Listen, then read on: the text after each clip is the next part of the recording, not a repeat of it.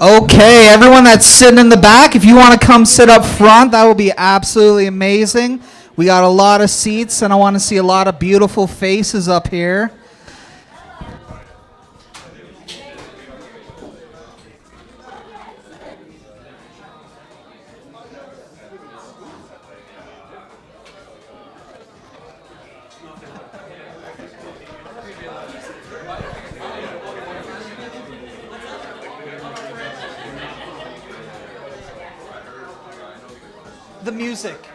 The music.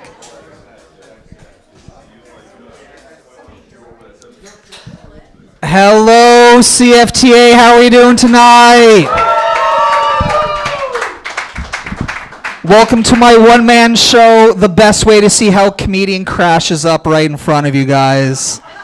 That's it. I think I had my midlife crisis this last month, deciding, I'm. If you're not aware already, I am your Rhinoceros Party candidate here for Hamilton Center. Yep. I'm so extremely proud of what we've accomplished with absolutely no help, no budget, and quite literally a lot of weed. I'm super excited. Oh, Gabby, can you pass me that box right there? I'm not afraid that this is live. Guys, I fucked up. I didn't mean free food. What I meant was free weed as long as you're over the legal age, guys. So come see me at any point of the night. Even if there's people up on stage, including myself, I'll pass you a joint. That's the promise I'm here if I'm elected, ladies and gentlemen. That's right. Because we all need medical marijuana. That's so true. First of all, I want to say thank you so much to Jake and Center for Talking Arts, Dexter, and George. What they were able to do was just give me this space to be able to have an election party and do something, that I've always wanted to do, and that's make a complete fucking ass of myself, guys. We're live streaming this both on Instagram as well as YouTube, I believe, right, Dex? Yes. So this will be on the interwebs forever. I'm so excited. So the lineup's going to be as such, ladies and gentlemen. We have two amazing debates, okay? The first debate we have is with Dan Brennan and Jerry Hall. Yeah.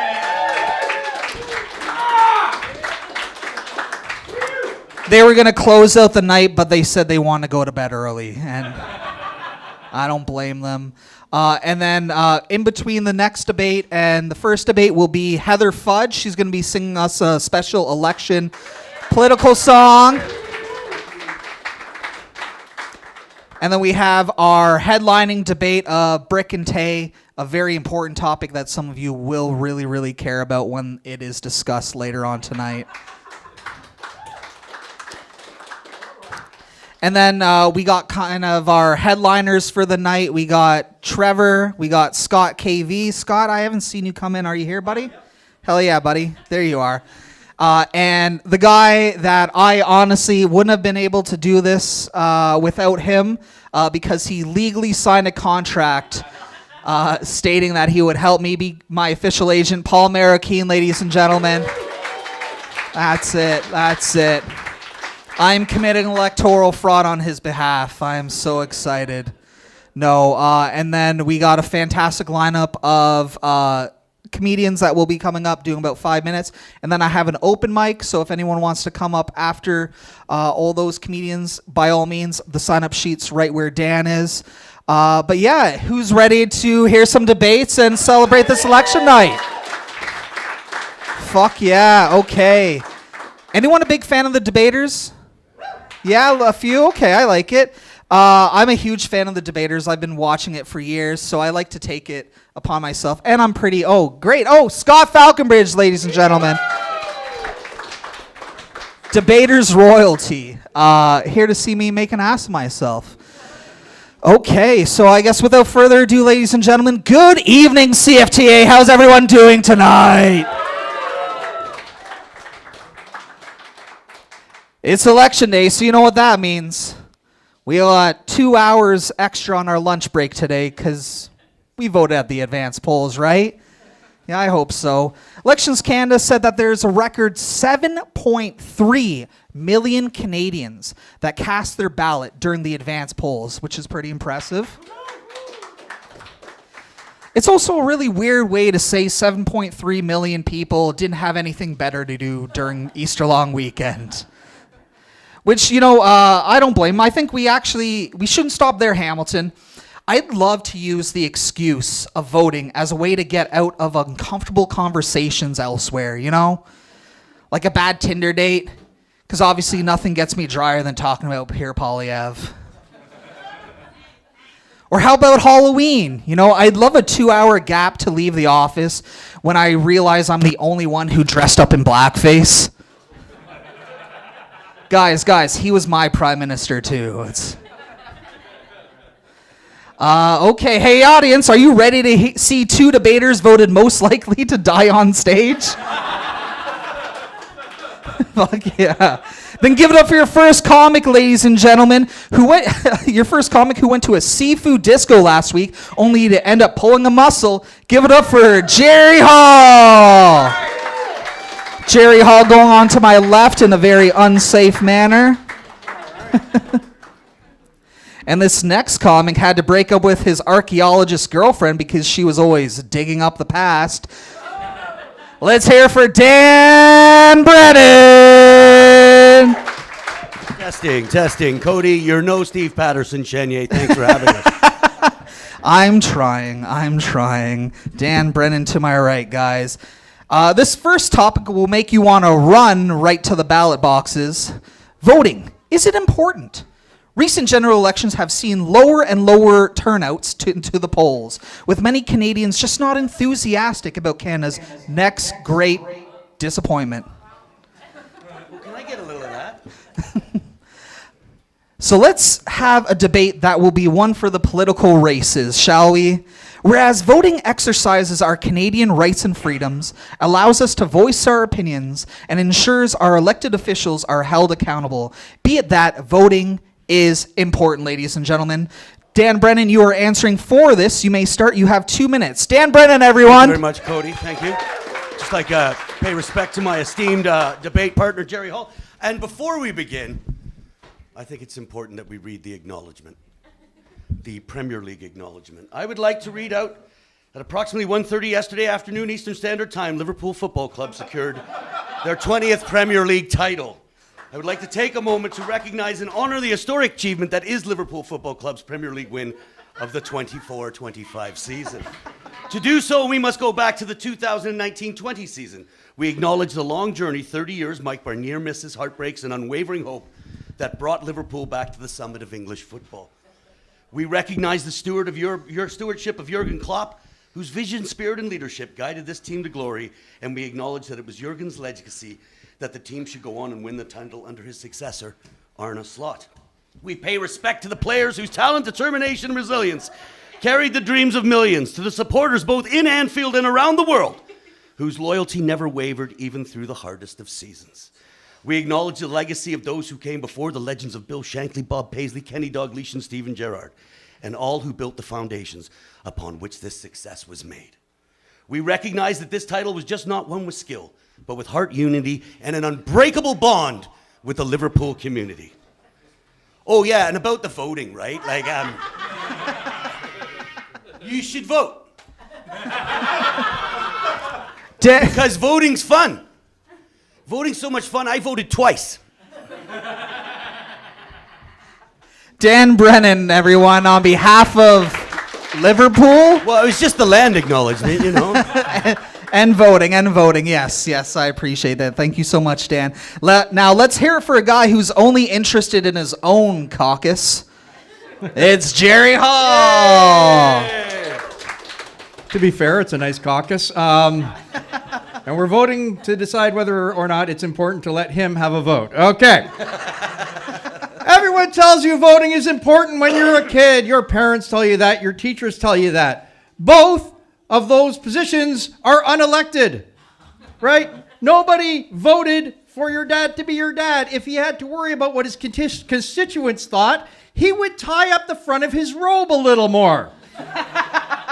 So we'd have a little less Murdoch and a lot more mystery, thank you.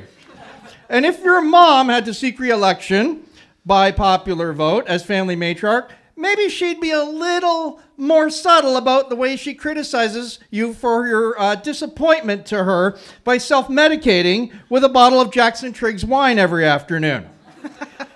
And if teachers' jobs depended on being popular and voted in, they'd fuck their students more often. I contend to you that voting is not important. Why? Because let's face it, we really have no idea what the hell happens to that vote when you put it in the little bucket there. Who knows where it goes? It could end up in some trash heap filled with garbage, like Welland. And how many of us have pulled out of the office lottery because we didn't believe Sheila from accounting was actually buying the tickets? 11 years and not even a free ticket? Fuck off, Sheila. Every Thursday we put in, every Friday you have a new hat.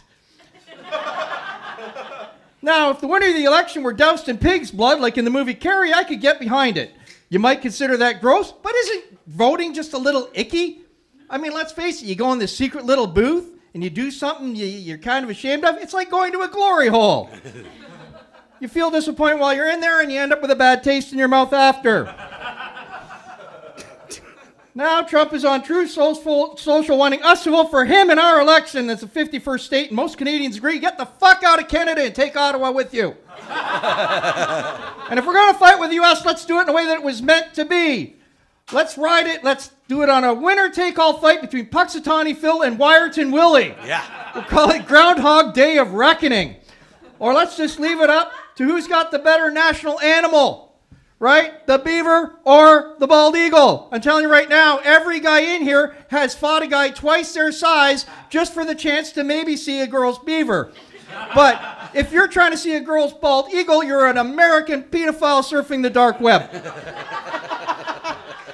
Ladies and gentlemen, yes! Jerry Hall thinks the only ballot box that should be stuffed is his ex-wife's mouth. I love that. Time now for the Spin Room Slugfest, ladies and gentlemen, where we are discussing voting and whether we should spoil it. There are no scripts, no rules, and definitely no recounts here, ladies and gentlemen. Our debaters are about to punch up their arguments and swing voters with nothing but their wits and whatever's left of their reputations. So stand next to your running mate, but try not to split the vote. Make sure you don't dig yourself a deep hole, or you may be hard to filibuster out of here without making a primary mistake. Keep on in advance voting, or else you might make an accidental grassroots movement when you least expect it. Go ahead. All right, look, my point is, nothing ever changes by voting all the time.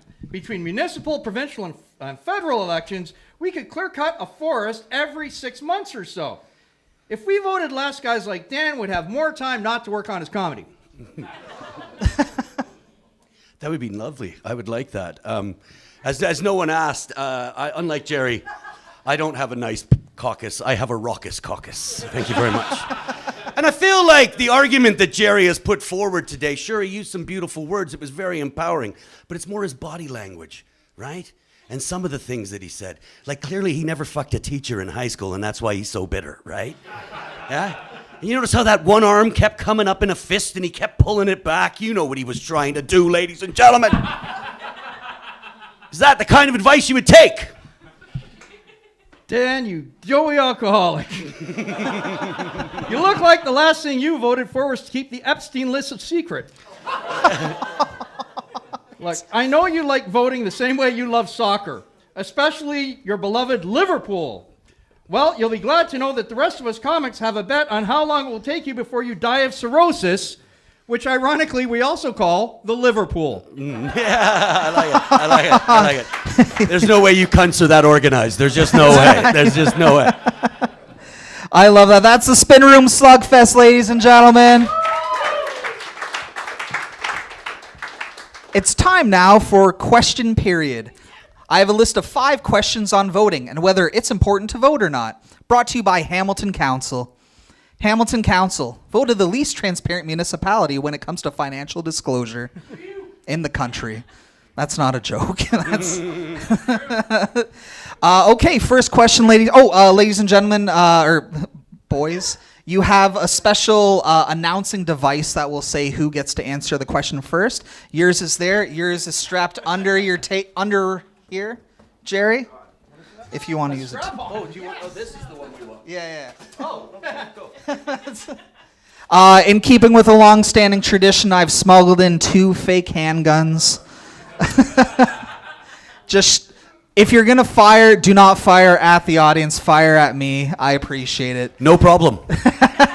So we each get to answer, or it's who gets to answer first? Whoever shoots me first Gets to answer? gets to answer first. I'm on this All right. motherfucker. I'm going West Coast styles. According to CBC, the benefits of the first-past-the-post voting system is that one does not need an absolute majority, but instead needs what? An early bedtime. A hard drive full of naked pictures of your opponent. 2 points for Jerry. He has me blackmailed. So that's... Love that. Okay, according to harvard.edu, after turning 18, every Australian is required to show up at the voting station unless a sufficient reason for not voting is provided, such as... Oh. Thought it was fake. All right. Such as being killed by any of the 12 million animals that are poisonous in Australia. Dan, do you have any? You wouldn't get fined if you were out of the country annoying other people in the Commonwealth instead of your own. 2 points for the guy that shared my Airbnb. That's it. Okay, question number 3, ladies and gentlemen. When asked, Mark Carney and the Liberals have stated that there are 3 main priorities in this general election. Trump, tariffs, and what? Dan Brennan. Titles! Premier League titles! Trump, tariffs, and electing an entire cabinet of transgender MPs so they can prove they're a government that's dedicated to change.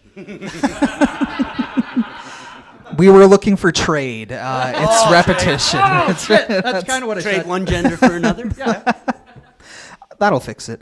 Okay, number 4, guys. The Green Party was denied access to the French and English debates, citing that the Leaders' Debate Commission claimed that they didn't reach 2 of the 3 requirements to be included in the debate, which were having at least 1 sitting MP who's been elected as a member, having at least 4% of the national support, and what? Ooh. Give that one to Jerry. We'll give it to Jerry. Having at least 1 MP that can shut the fuck up about being a vegan. Having at least 1 MP that's been laid before. That's close to home, Dan. That's not nice at all. 5 points. No, the answer is running candidates in at least 90% of all ridings. Oh, yeah. And our last question of the night, ladies and gentlemen. According to the Bloc Québécois website, they deem themselves the most capable to ensure successful immigration. What claim do they make to ensure this happens? Oh, Jerry. Okay. By assuring those people who come from countries that have corrupt governments, blatant racism, dangerous streets, and poor hygiene that Quebec will feel like home. Very true. Poutine. They're free poutine. Free poutine. We'll fix all of our mistakes, ladies and gentlemen. Hell yeah. That was question period, ladies and gentlemen.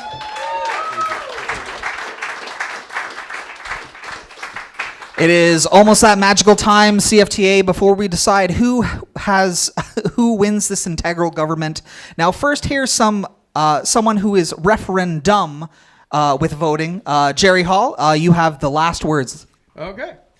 It behooves me to remind people that Hitler, Putin, Stalin, and that black guy, Trudeau, were all elected by the people. We are basing the future of our country on the intelligence of our populace, many of which still believe the world was created by magic.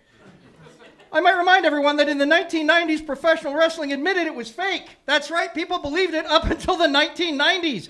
You want to give someone who wears a Hulkamania t-shirt unironically the power to pick a world leader? How can voting be considered important when you let 18-year-olds do it? In both the U.S. and Canada, we won't let an 18-year-old drink a beer because we don't believe they can handle the responsibility. But when it comes to choosing the person who will lead us during the most volatile geopolitical situation since the Cuban Missile Crisis, we're like, sure, Haley, have a crack at it. America is considered the greatest democracy in the world, but they're getting dumber. In 1773, they had a tea party and they told King George to eat a fat dick. 250 years later, they voted one in. Why the decline in intelligence? Because stupidity and aggression are correlated. Your uncle that got banned from attending your bantam hockey games probably didn't have a postgraduate degree. While Americans are like that, uncle, except they drink Pabst and they have access to firearms. Now, I still say that we are smarter than America, and I know that's true because the Tea Party was in Boston, Massachusetts. I'm Canadian. I can spell Massachusetts. You go down and ask people from Boston, they can't spell Boston. And while we might be a little smarter in Canada, we still believe in foolish things. People in BC believe in Bigfoot. People out east believe that they're the bye that catches the fish. And people in Toronto believe the Leafs can win it all. At the end of the day, though, we are prone to name recognition. One day, we're going to have Health Minister Deanie Petty and Education Minister Geddy Lee. I'm for that. The Premier of Ontario will be Bubbles. And the Mayor of Edmonton will be not Wayne Gretzky, but his smoking hot daughter. Name recognition is how we ended up electing Justin Trudeau because we all had a soft spot for the memories of his father, Fidel Castro. So, instead, I propose in place of voting, we should be electing our officials based on penis size. I know that sounds primitive, kind of gay, and immediately eliminates anyone on this stage from getting the job. But just think about it. Donald Trump wouldn't even win an election to be the class president of a preschool. And on the other side of that coin, who wouldn't want to see a ticket of Vice President Ron Jeremy and President, the only one with a bigger dick, Michelle Obama? Thank you. Jerry Hall, ladies and gentlemen, Jerry Hall. Now here to tell us why anyone who doesn't vote is a spoiled ballot. It's Dan Brennan, ladies and gentlemen. Wait a minute, wrestling's not real? I would like to praise Jerry. That was fantastic. Now, you probably all looked at this and thought, wow, Jerry put a lot of work into this tonight compared to what Dan did. But the truth is, you can hear Jerry talking this shit at his local Tim Hortons every fucking day. Table to table, anyone who will talk to him. But I will say this. I will agree with Jerry about one thing. The education system in this country does not support democracy. We should all expect more from our education system, right? Do you agree with that? We should have a populace that is educated and able to vote with some sense of logic and knowledge, right? Would you agree to that? Yeah. And if we could get enough Canadians together to agree to that, maybe we could improve the education system. But how would we do that? Oh, fuck, we'd have to vote. I expected that to land harder. I got to be honest with you. I threw an F-bomb in and everything. Dan Brennan, everyone. Dan Brennan. Hey!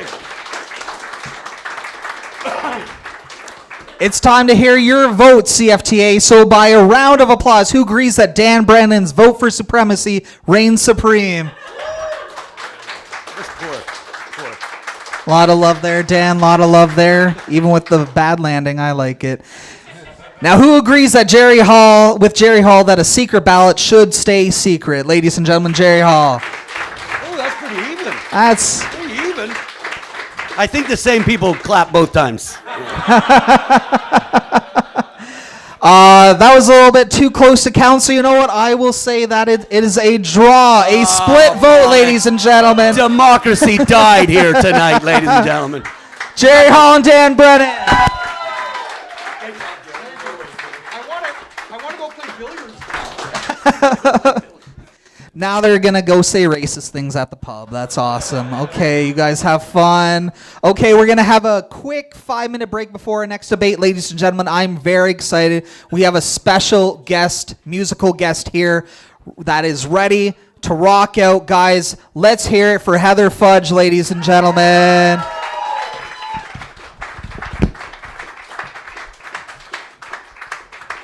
Keep it going, keep it going. She knows how to play and I don't. Give it up for everyone you've seen tonight and your great host, everybody. The first thing that I should say about myself is I am a teacher, so naturally I drink. And I know that there's some resentment about against teachers because, we get the summers off, we get a lot of, vacation every year, but it is a hard job, you guys. It's a hard job for most of the year. People tell me I look good for my age until they learn I'm 29 years old, everybody. Just 29 years old. I'm going to be 30 in a week, but... I have to say, full disclosure, I'm a teacher and I do not vote conservative, as you may have guessed. It's because the conservatives hate us. The conservatives hate teachers. And I think that's because, they never really ever did very well in school. The conservative politicians. Pierre Poilievre took 8 years to do a university degree, everybody. And, Doug Ford, he sold drugs in high school. And Rob Ford, his brother, literally too dumb to live. I wrote that one tonight. Alrighty, I am going to sing a little song for you. And, I've been watching the polls. I have been watching the polls, and I've been thinking wistfully about the results. And it seems like the prediction is that I may get my dream tonight, that the Conservatives are going to lose.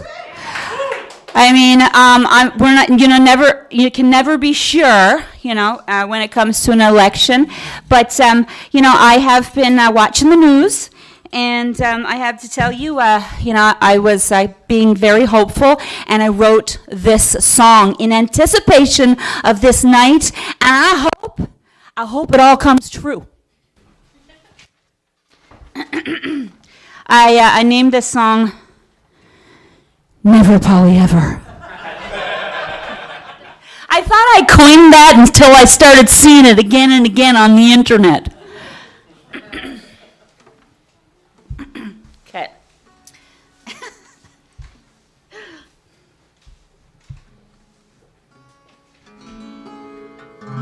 Whoops. I thought I had it tuned.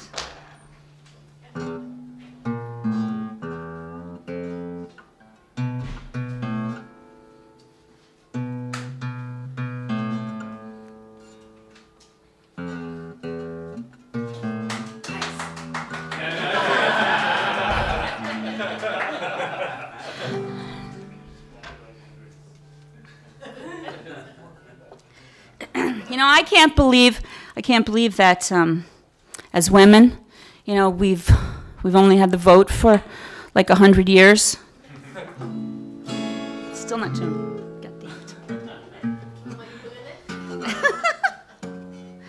it. I don't know. Sometimes I get in my car and then I take it out of my car. I can't believe as women we've only had the vote for 100 years, because we've been given blowjobs since the beginning of time. We couldn't have used that as leverage somehow. Like I, for one, would have marched with a sign that said, "No vote, no throat." Or like, "Mark an X for oral sex." Or, "Got an erection? Let's talk election." Okay, it's not very well tuned, okay? It goes a little bit like this. Goodbye, Pierre Poilievre. It's like you never knew us at all. Now you can just go beep yourself. Go hang with Trudeau at the mall. Maybe you can get a job there. You lost your seat, oh, what a shame. I hear they're hiring at the Gap. But you might have to change your name. Well, and it seems to me you lived your life as just a politician. Maybe you should try a real job just to see what you are missing. You really tried to woo us, but your promises were sad. So we snagged ourselves a banker. He's Canada's new dad. Goodbye, Pierre Polyev. You had your shot and you did shoot. You could find work down south. Lots of jobs now, picking fruit. Maybe you can call up Elon. I hear he misses your face, and you can ride in his rocket ship and beep off to outer space. And it seems to me you lived your life as just a politician. Maybe you should try a real job just to see what you are missing. You really tried to woo us, but your promises were so sad. So we snagged ourselves a banker. He's Canada's new, sing it with me, dad. I'm Heather Fudgerooney, thank you very much.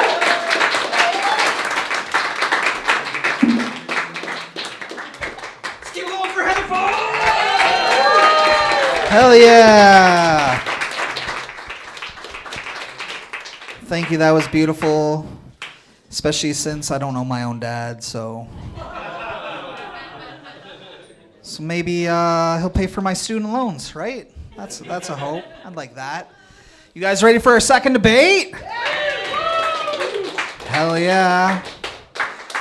Ladies and gentlemen, we're here at the CFTA, a landmark in the Hamilton comedy scene, bringing such Hamilton greats like Sean Patrick Sullivan,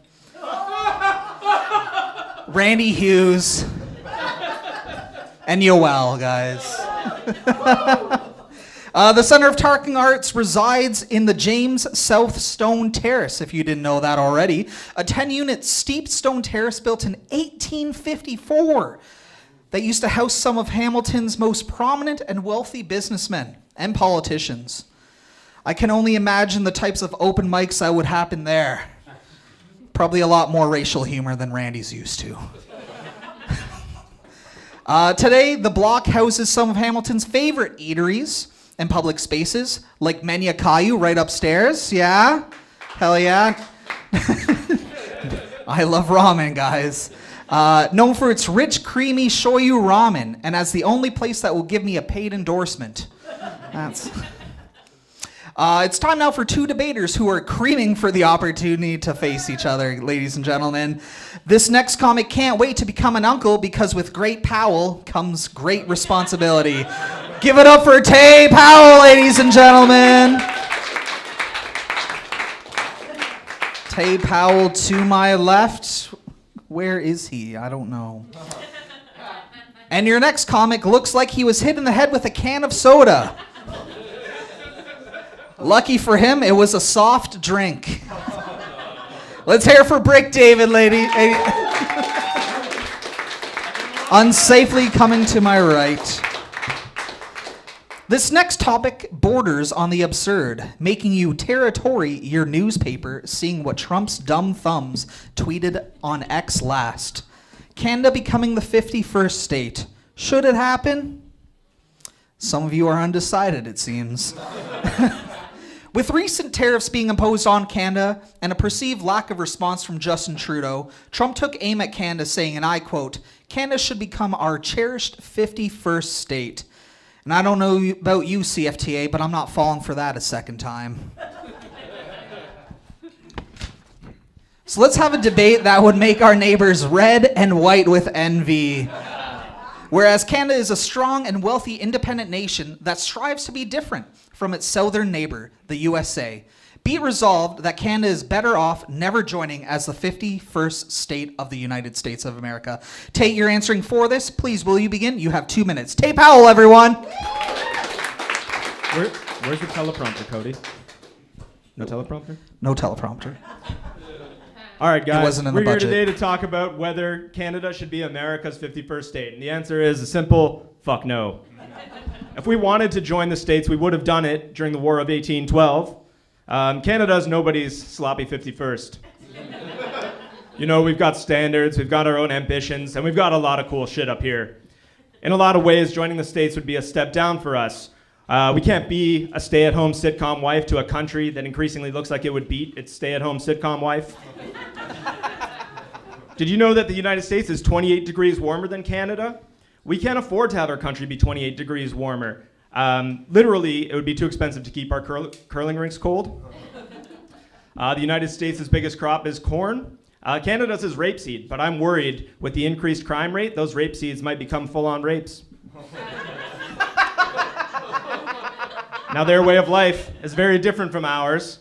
Did you know that American tuxedos are not made of denim? We would look like fucking penguins, guys. Did you know their cream soda is brown? Their Smarties are rockets, and their Caesars are Bloody Marys? What are we gonna do with all our clams? Instead of couches, they have sofas, and instead of toques, they have knitted hats. Instead of abortions, they have unwanted babies. As Americans, we'd no longer be guaranteed paid vacations, and we'd have to wear our shoes in bed. That's gross. We'd have to start using pennies again. We'd lose Canada Day in favor of Independence Day, and while I liked the first one, the sequel was absolute garbage. So we all know guns are cool. We saw it. But that's when they're pointed at other people. If there was ever a moment to adopt a NIMBY attitude, it's now. So the time for modesty is through. We're too good to be America. It would be like Batman becoming Alfred's butler, like Earth orbiting the moon, or like trying to fit a large Tim Hortons coffee into a small cup. Tate Powell, everyone, on behalf of Canada staying a boot. Now here to argue that Canada belongs in the right state of mind, it's Oakville's own Brick David. Yes, thank you. So just for mentioning that I had a ghostwriter for this one, so I can't take 100% credit. You are an amazing creature, Spider-Man. Sorry. You're an amazing country, Canada. You and I are not so different. I chose my path. You chose the path of the social justice warriors.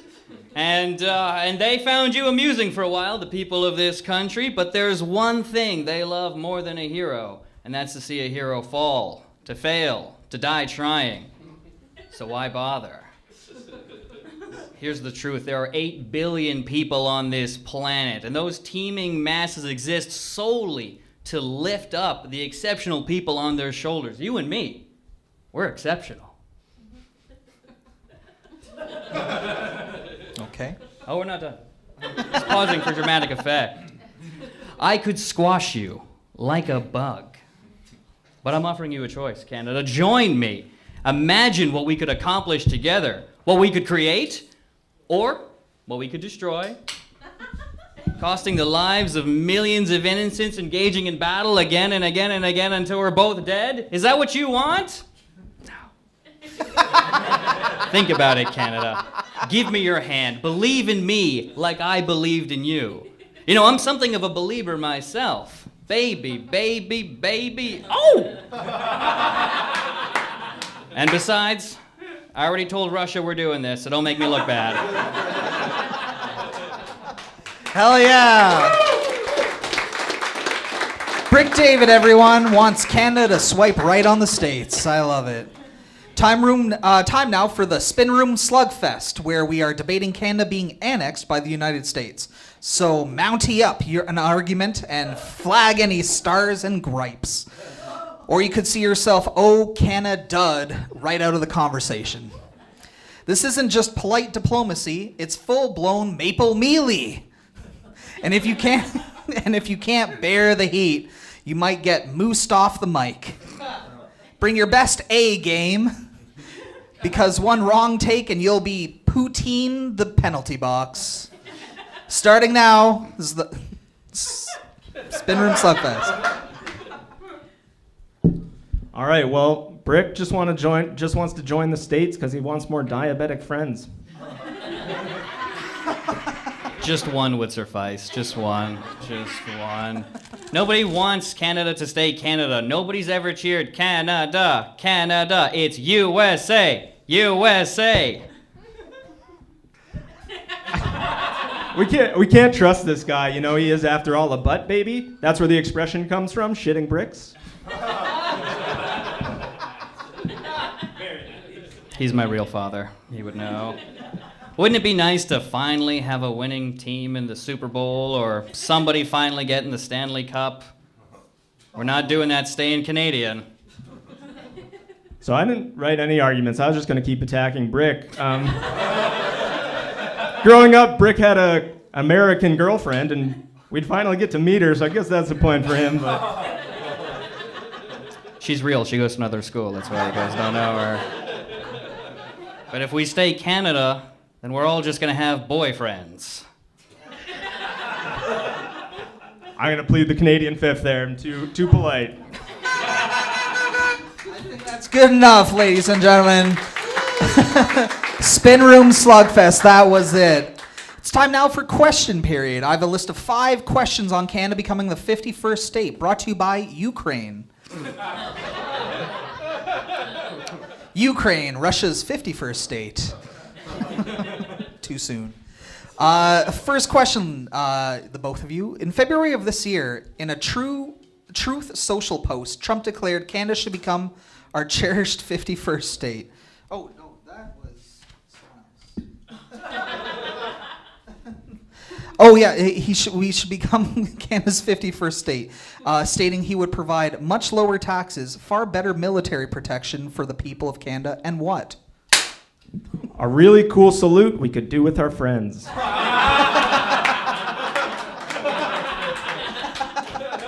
I can't do it now, though. We're not part of the states yet. Just making sure there's no Alec Baldwin situations happening. Pointed at me. And what more do you want? He spoke the truth. He put it on Truth Social, and you cannot lie on the internet. You mean to tell me there's not a bunch of hot Russian single ladies in my area waiting for me? I don't believe that. No, Brick. The answer is tariffs. There are no more tariffs. But Russian ladies would be good too. I was close. 2, threats of merging Canada and the USA is nothing new, of course, to our continent, with past attempts during the War of 1812 and recently during the 1995 Quebec referendum. According to Wikipedia, what is the biggest threat to Canada officially becoming a U.S. state today? I'll say Brick. The Dementors. They prey on your fear. That's why it's so cold in this country, and there's not a single palm tree to be found anywhere.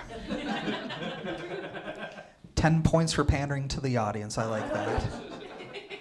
That's the allure of American reality TV. There's never been a Canadian Love is Blind, and with the merging of our two countries, I think that would be a real possibility. An achievable goal, I don't know.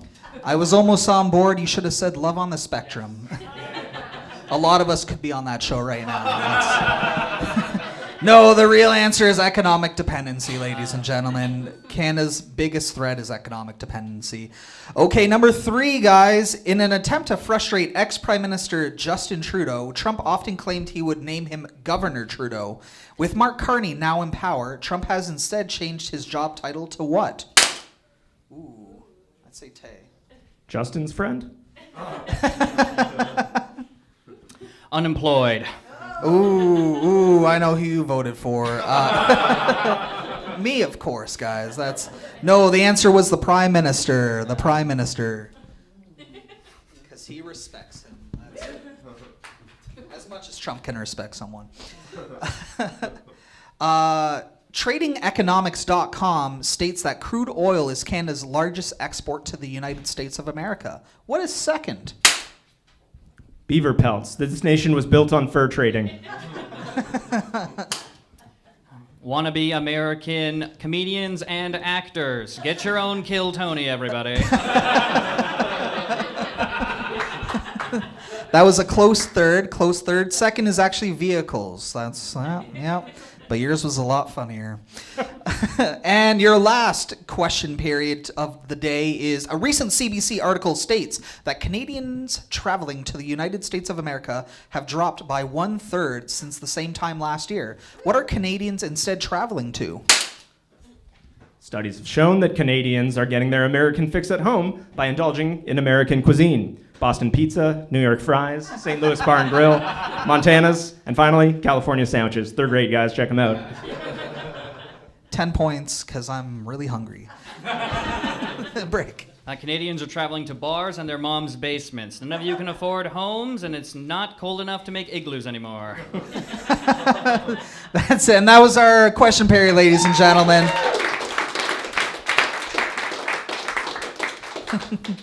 Well, it's that important time of the night, ladies and gentlemen, before we decide who we're going home with. Now, here to defend the state's statement of estates on our state of mind, it's Brick David, ladies and gentlemen. Thank you for not booing me.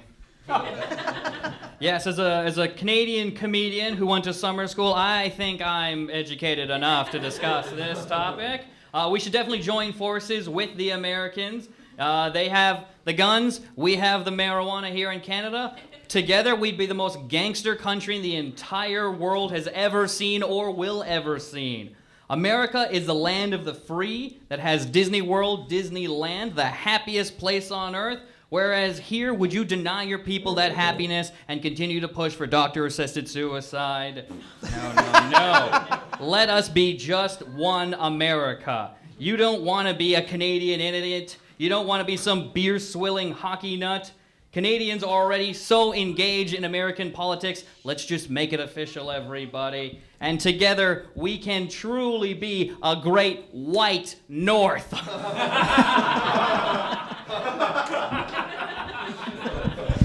Brick David, everyone, making us uncomfortable. And here to finally open carry the states out of here. Let's hear for Tay Powell, everyone. All right, guys, never has it been more important to embrace our Canadianness. What we used to see as stereotypes, we should now see as patriotism. So, wear your denim, drink your Timmies, and stroke your beavers, guys. Skate to work, throw A on the end of a sentence, and talk about the weather a lot.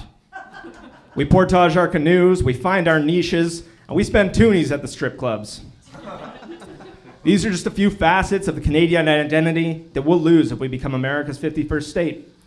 And as Americans, we can each bank on gaining 10 to 20 pounds each, and we won't be able to replace our pants at Mark's Work Warehouse.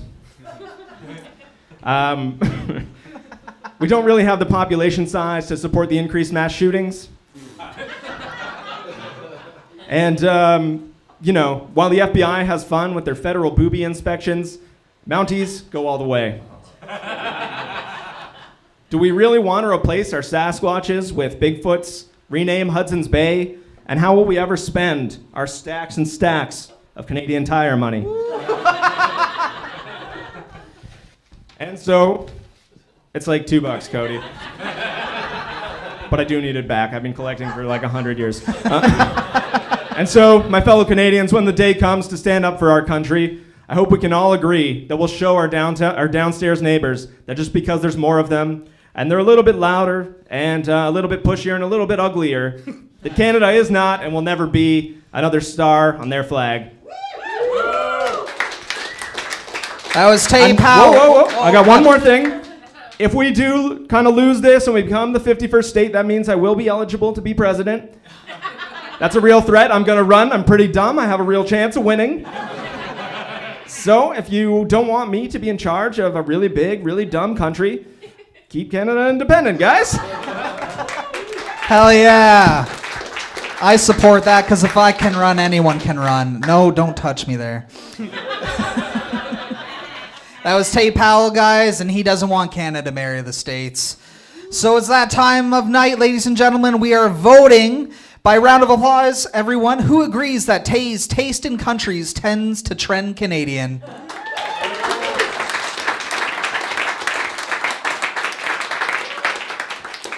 Overwhelming almost. And who agrees that Brick's defense means that borders should defense and Canada becomes the 51st? Look, Brick, you got pity claps. Well, you heard it here, ladies and gentlemen. We've decided Mark Carney doesn't have to win tonight. We are not becoming the 51st state. Tay Powell, ladies and gentlemen. I love that. Guys, thank you so much. We have a fantastic rest of the lineup. That was it for the debates tonight. But up next, we have another musical act, guys. Yes, don't say I don't bring out all the stops. No, we actually have another musical guest. We have Sylvie here that is going to be playing a little bit of the ukulele, kind of debating Heather's statements that she had made up here on stage. So I'm really excited. Let's hear it for Sylvie, guys.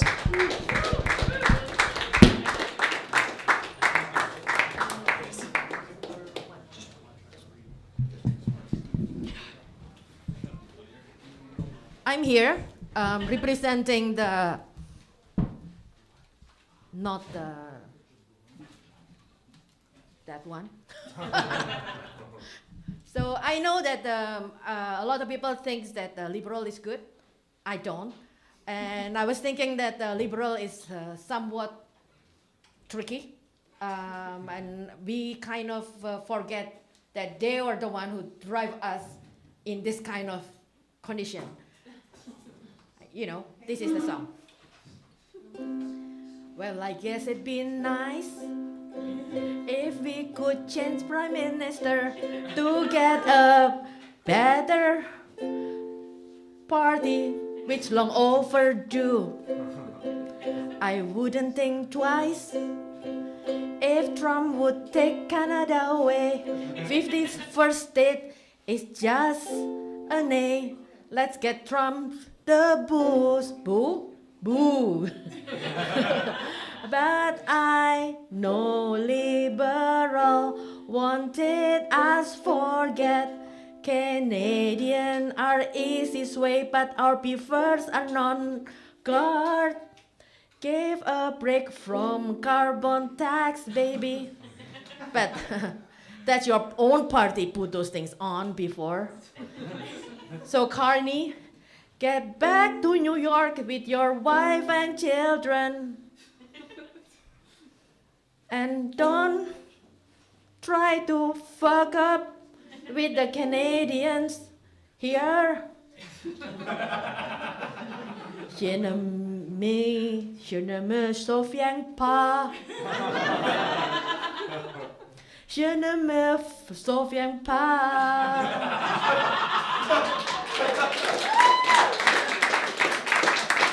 I can only do once, but I'll come back later. Keep it going for Sylvie, everyone. Amazing. Are we all having fun? Awesome. Okay, now time for the stand-up comedy portion of the show. We got a few really great headliners that are going to start off the stand-up for tonight. I just want to warn everyone, whoever will be on at 9:30, I will be pushing you off stage. I have a very special announcement as soon as 9:30 happens. Yes, you guys will be experiencing Canadian history tonight. Yeah, no applause there. I like that. Guys, let's give it up for this next comedian, a really good friend of mine, someone that I've seen perform a whole bunch all over the GTA area, and he is really vamped to give you guys a fantastic political speech today. Let's hear it for Scott KV, ladies and gentlemen. Thank you. I'm all fucking fired up right now. Are you guys all fucking fired up from this fucking election? Yeah! Oh, I'm so fucking mad right now. It's all polarizing and shit, right? Right. Do you guys vote? Yeah. Okay, I don't vote. I had to ask my wife what were the main hot topic issues. So here's what she came up with. Number 1, war. Who's in favor of war? Anybody here want war? Could you imagine? Catch. 10 points. Could you imagine voting for a guy who's like, I want war? Hey, do you want war? You do. He does. He looks like a terrorist. He looks like a terrorist, folks. Traditional terrorist in the corner. No offense, Brick. Listen, I don't want war, but you know what I do want? Beef on a bun. Who here likes beef on a bun? Round of applause if you love beef on a bun. Did I ruin your thing for later? I'm sorry. It was in the fucking way. All right, I'm sorry. I fucked up the whole night. It's all right. Gotta laugh from him. Is it all worth it for his... Look at the smile on his face. Isn't it all worth it just for that? It's a pity laugh. Oh. No, that was an involuntary... It was like a guffaw. Okay? It was a little obtuse. Listen. Here's what's happening with beef on a bun. Okay? Where's the best place to get it? Betsy D, tell us. The local chapter of your Legion. Of your Royal Canadian Legion. Everyone knows that's the best place to get beef on a bun. Right? Of course. Okay, you know what's happening to our legions? Across Ontario? They're closing down. We're losing our legions. And do you want to know why? Because we don't have any fucking veterans left. Because we haven't been to war in fucking forever. A vote for a politician who will take us to war is a vote for beef on a bun. More veterans, more legions, more beef. Beef on a bun. Beef on a bun. Beef on a bun. Yeah. Was that pity too? No, Are I you just really want beef on a bun. fuck yeah. It's delicious. It's gravy. It's squishy. All right, let's see what she said next. My wife next, she said, tariffs. Some people are scared of these. Other people terrified. You guys know I just do like cheese puns most of the time, right? Okay. Up next, China. So I was talking to Sylvie beforehand, and I was asking her about some issues. She seems like a really nice... Ready to catch? Oh, minus 10 points. You're back to 0. So Sylvie was telling me that in China, they actually have very small elections. Whereas, according to her, black guys have huge elections. I know. I can tell you're Filipino. Clearly, it's a Tagalog accent. Maraming salamat.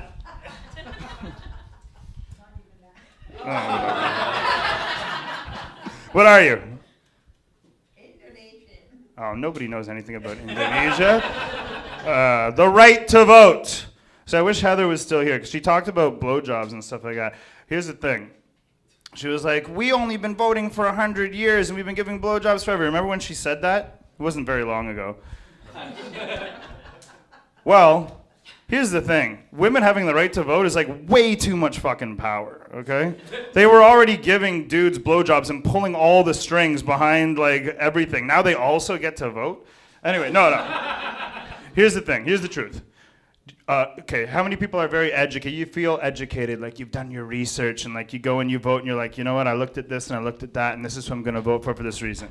Betsy's the only one. The rest of you, so now, the rest of you, according to Betsy, in her mind, and I know how she thinks, okay, she thinks all you fucking people are fucking ignorant, because you didn't do the research that she did. You didn't look into everything like Betsy D! And your vote counts just as much as hers, and that's bullshit. If you're ignorant, if you didn't graduate from the electoral college, I didn't, you don't get to vote. Right, Betsy? That's what you said. Boy, that's what they say. That's what you said. Next, the mayor. I live in Waterford. The mayor of my town is John Maynot. He's a waffler. You never know what he's going to do, okay? Nice. Okay? He's Mayor Maynot. Should I whip my dick out now? No, that's too far. Just Mayor Maynot. Okay. He's a waffler. Where's the best place to drop your waffle on the beach? Yoel. San Diego. San Diego is the answer for that. Now, here's what I'm wondering, ladies and gentlemen. Here's what I'm wondering. I'm confused. I'm confused. How do we let... Okay, sir, what's your second favorite frozen waffle on the market? So you got Eggo. Eggo's everyone's favorite, right? What's your second favorite? Selection, exactly. Like, what? The president's choice? Not my president, not my choice. I didn't vote for that fucking waffle. Okay? There is no second waffle. Eggo waffles have the monopoly of the whole waffle sector. If they want to raise the price of frozen waffles to $20 a box, we're fucked. What are you going to do? Buy a third-party waffle? Go ahead. Throw your waffle away. So fucking fired up, you guys. Gender politics. This is what she get. She's out to lunch. Is that still a thing? Do people still care? I don't even know how to. I don't know what to say during gender politics. I don't know how to pronounce it. That's like nice. That's actually like the most clever joke. I got like a like only. That's like Mark Twain shit. Okay, mispronouncing the word pronounce as pronouns under the context of like a social like guys. Holy shit! You guys should think about that one like for days. All right. Yeah! I totally ruined the whole fucking night. I think the gun just broke too. Holy shit. I just came in like a fucking wrecking ball here. Should I whip my dick out? Nope. Okay, no. All right. That time she was into it. First time she was like, what the fuck? That time she went, okay. I'm going to leave it, okay? I'm going to leave things. I feel like I'm kind of on a little bit of a high right now, so I'm going to leave it. But I just want to say this, all joking aside, I came up here and I said a lot of stupid shit. I made some silly puns about mayors. I talked about waffles, you know? But in all honesty, we can make a difference. It is important that we go out, and what I want you guys to think about, Cody, you missed, I ruined your whole thing. What I want you guys to think about is that you can make a difference. We do have the power, and that is why you need to vote yes for Extreme Baja Blast Mountain Dew. Keep it on the shelves May 1st. Fuck those Taco Bell bigwigs. We have the power. Baja Blast!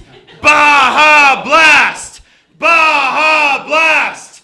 Baja Blast! Thank you.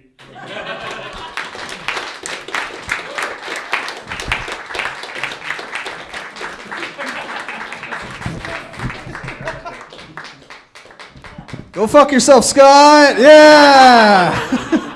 Well, I didn't work 10 minutes for that for nothing.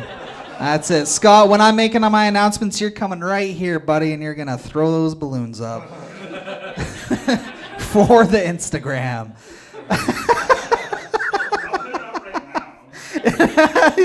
Yeah, just during everyone's set. I kind of like this, though. You know, it adds to the ambiance. God, just fucking just... Yeah, we did that, guys.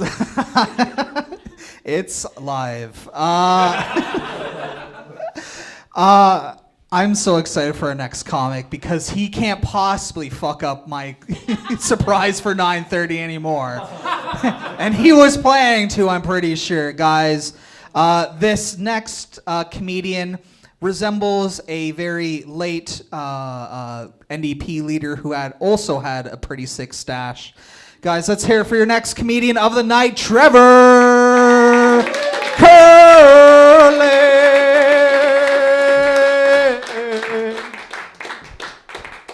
Thanks, Cody. Thanks, Scott. Appreciate that. So everyone get up here and grab a balloon, give him a hand. You know, we'll bring that up. I think this is a murder weapon. I've actually never picked one up before in my life. It's not as heavy than I thought, but it's probably because the bullets are out, right? Not because it's fake. How's everybody doing? That's awesome. That's pretty cool. What's your name, sir? Trevor. No fucking way. No fucking way. With an O or an E? With an O. Who spells it with an E? What the fuck? Yeah, buddy. There's some people out there. Really? Yeah, enemies. Your homies call you Trevor? Nah, Trevor. You know, I broke up with my girlfriend. Oh, really? Yeah, I know, because she was a racist. She kept on dropping that hard R. I know. No longer with her. Yeah. Shout out to my girlfriend. She is watching live on the Cody stream. So earlier we were talking about politics and like the people having to run, having big dicks. So maybe in the chat she can confirm that I'm probably not available to run this year. You know? I don't know. We'll see the thumbs up in that. You know, we'll see what's up. But Trevor, I don't know if you have this problem as I do, but I recently just stopped wetting the bed. Yeah, that's a problem with all Trevors. I know. How old are you, sir? 25. No way. How old do you think I am? Don't guess, wet. So I'm just telling you right now, just brew on that. So I have not wet the bed in a while. Okay. Because I'm sleeping in my car. Yes, it's a terrible time, but you know we live in Hamilton. It is what it is, right? You got to do what you got to do. But maybe when we vote for Cody, things will change. Yeah. I know, no longer sleeping in your car. Yeah, but no, I had some issues with my car, some car trouble. Smelled like piss. No, actually one time I got out of it and it was still running. Yeah, once I got the guy out of it trying to steal it, things were splendid. Trevor, what do you do for a day job? I work at a dispensary. No fucking way. Okay, which one? Queen George, just down the road there. You know what? I live around the corner. I've been there a couple of times. Really? And I think I maybe seen you one time and like passing. It was like one of those like theories where you see like you've met before, but now you meet again. And I feel like this is a beginning of a good friendship, you know? Here we are. Yeah. What did your girlfriend approve or? Do you? Yeah. Okay, that's cool. We're gonna exchange numbers after. You know, we're gonna start like maybe a friend group, maybe. No. Trevor's only. Trevor's only potentially, but we'll figure it out. Don't get any ideas, Aleko. Don't change your name now, okay? That's cool. So you work at a dispensary. You know what I do? What's that? Guess. Just comedy. It's all this. And how old am I now? 27. That's a good guess. You're wrong though. I'm actually a plumber. Yeah, I know. People always ask me as a plumber, what's the weirdest thing I've ever pulled out of a toilet? It's an 8-ball. Yeah, Aleko's shaking his pocket. He's like, no, it's not that 8-ball, man. Yeah, I know. But what's weird is that like there was no pool table anywhere near this toilet. Because we're still looking for that pool shark. We haven't found it. It's crazy. After work, I play video games. You play video games? Oh yeah. What do you play? Minecraft. Okay. Anything else? Call of Duty, Mario games, Mario Kart. Okay. Do you play video games with your significant other here? Yeah. Okay. What do you get? You play the It Takes Two or? Oh, we haven't. That's on the list. A split faction or? Yeah. Yeah. To play it, haven't done. Yeah, shout out to my girlfriend who's watching. We're trying to set that up and play that too. It's cool. But no, I play video games. I play Rainbow Six Siege. Woo. Yeah, I make a couple clips. I know I've shout out to people that are in this room who do like those clips. You know, I really enjoy that. But I'm trying to like make some new clips. So I've kind of incorporated my day job into those clips, like how-to videos. So like potentially, you know, how to like unplug a kitchen sink. You know, maybe how to like, you know, maybe fix that toilet if you know, maybe take a little spooky dookie. And then the third one, maybe if you wanted to like install a 3-piece bathroom in your basement, right? And at the end of this video, I'm gonna fuck your mom. Or your stepsister, whoever's home. Yeah, I know. Any superhero fans in here? Yeah, we know. See, they're making a new Superman movie coming out soon. Yeah, but it was weird is that when they said like, you know, who's playing the new Superman, it's always Clark Kent. I don't get it. You know, next time you're gonna tell me like Bruce Wayne's Batman. And the same guy told me Miles Morales is Spider-Man. And he's a racist, just like my girlfriend, the ex-girlfriend. Fuck you. Yeah, cool. No, but any hobbies for yourself? Anything outside? Videos. Make videos? Yeah. Like home videos? Because, you know, like I'm telling you, like I'm just trying to make these how-to videos. I don't want to step on your turf, you know, if you're already making them. No, you do you, I do me. Okay, that's cool. Well, I try to. Where was I headed with this? But yeah, no, I started playing the piano last year. Yeah, so I don't know if you guys are familiar with the piano. It's a fun instrument, but I'm getting stuck on the song called the Hokey Pokey. I know. Because every time I go to play it, right, Trevor, I put my right hand in. And I take my right hand out. The music stops playing. And I turn around to my teacher. They look at me and they say, Trevor, that's what it's all about. Sorry, Daryl Hall, my uncle's texting me right now. You got an uncle? Yeah. Yeah, you like him? Yeah, he's all right. That's cool.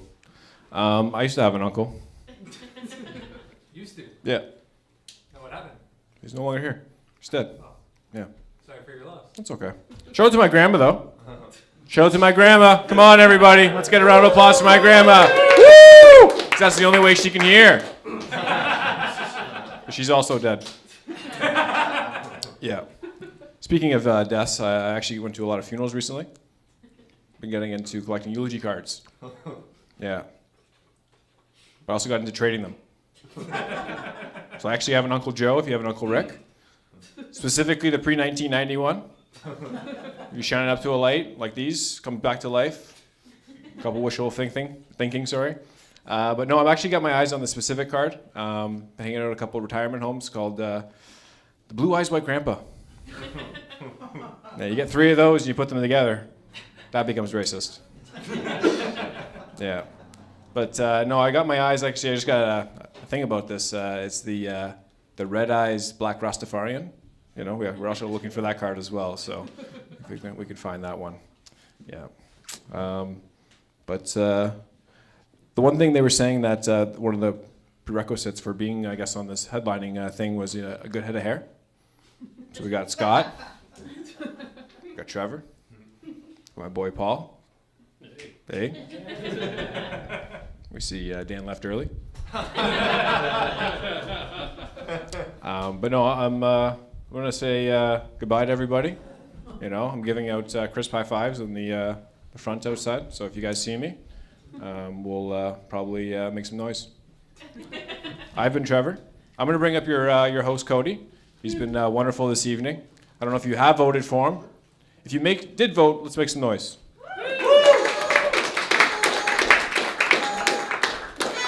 And if you didn't vote, shut the fuck up. Hell yeah. Thank you, Trevor, for not ruining my surprise. No. I love that. Okay, yeah. We'll just have that here. Guys, your next comedian, I'm so excited. Like I had mentioned before, I would not have been able to do this without him. He quite literally put a legally binding contract on him. I forced him at gunpoint. He didn't know that it was those guns that I had up on stage right now, so he's pretty pissed at me, but I'm really, really excited, guys. Give it up for one of my best friends, Paul Marroquin.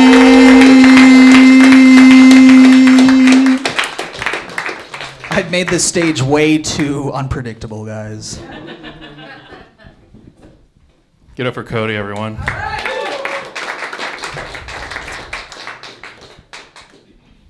My least favorite type of comedy is political comedy. So tonight has been dreadful. No, seriously, give it up for all the comics who have been up here today. The debates were awesome, really enjoyed them. Give it up for Cody Chenier, everyone. I'm not really into politics growing up. It was really heated debates at my home. I don't want to get into details, but it was like Jon Stewart lived at Fox News. And that's why I hate political comedy. I can't do it. Well, I'll try another one. My street is filled with signs, and I've just always hated the concept of them because I never really cared about the opinions of people I don't talk to. And again, I hate political comedy. Yep. Let's see here. Actually, it was supposed to be one of the debates tonight. It was supposed to be me versus Brendan Greenwood. Brendan Greenwood couldn't be here today, which is unfortunate because of the way my argument started off with saying the reason Cody Chenier's best friend is Brendan Greenwood. So now we're all losers. AKA the Green Party. Fucking hate political party. Why do you do this to me, Cody? I thought I was your best friend. I was totally down for when Cody said he wanted to do this. I was like all for it. I was like, this is amazing. Like, you should do this. And then he asked me for help. I'm like, never mind. I don't want to. So technically, I'm Cody. It's official agent, right? Yes. I'm Cody Chenier's official agent. And do you know what an official agent does? I don't either. I don't. He just told me to sign here, go here. We went to a bank for like 2 freaking hours to get the account set up. And at the end, the lady's like, oh, do you want to set up like a business account? I'm like, no. We don't need that. These guns that you have here freaked me out. Because if there's someone I know that would trick me into assisting in suicide. And that's why I hate roasting. So yeah. No, honestly, I'm actually. This is gonna be fucking sappy. I'm really impressed with Cody right now. He had to go to 100. He had to get 150 signatures to get into the race, which I think is fucking impressive. And I don't know if you guys saw his clip from Channel 14, but he had a very impassioned speech about disability and accessibility. And that was like the first time I was like, oh my god, like this guy could actually be a fucking like he could be great for society. It's the first time I thought of that, Cody. But genuinely, like when I saw that speech, I was like, I just closed my eyes because like, wow, that's just the first time I ever felt any kind of hope with any politics. And as I kept hearing him talk, I was just like, I could see his eyes and I could see his mouth. It was like the Cheshire Cat or Justin Trudeau. Okay, there's some hope with political comedy here. I hope you really appreciate me being here for you, Cody, because as you know, we're a block away from my stalker. This is, you fuck you. No, seriously, like every time I come down here, or not every time, but every few times when I come to CFTA, which by the way, I think we broke a record. I've never seen this place get more packed as the night went on. Yeah. No, like every once in a while when I come here, my stalker will text me saying, hey, what's up? I'm like, that's fucking freaky. And what happened was like, I let her down, let her know, hey, like we're not really good for each other. We should just see other people who are more, like us, like, more compatible. And that turned her on. It was the worst decision of my life. Last time I was, I wanted to be friends. Like, I wanted to be friends. She wanted to be friends. And I was just there to talk to her, and she wouldn't let me leave. She's like, you're not going anywhere till you eat my pussy. And I'm like, ooh. Like, let's play the game of, like, what if I said that? I'm like, you're not going anywhere till you eat my pussy. And I know you're looking at me like, come on, Paul, she was offering you, you're like a man in the desert wandering, and she was offering you water. Why didn't you drink it? Well, no offense, it's Hamilton water, so.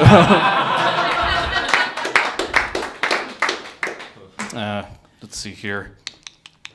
Oh, I brought that up because another little known fact about my stalker is that when I did let her down originally, she contacted Cody and tried to get on a date with him, and the whole ploy was to make me jealous. And she asked me, like, can I go out with Cody? And I'm like, yeah, like, why not? Fuck, he's a great guy. And she's like, oh, and then she didn't. So I just want to say, like, if I was able to, I would have voted for Cody. I live in Milton, so I wasn't able to. But even more so, I would totally take his sloppy seconds. That's all I had to say about tonight. But honestly, give it up for Cody Chenier. He really fucking did it. Come on, Cody. Love you, buddy. Aw. I'll go down on him anytime. Guys, it is almost that time of night. It is 9:28 right now, and I'm so fucking excited because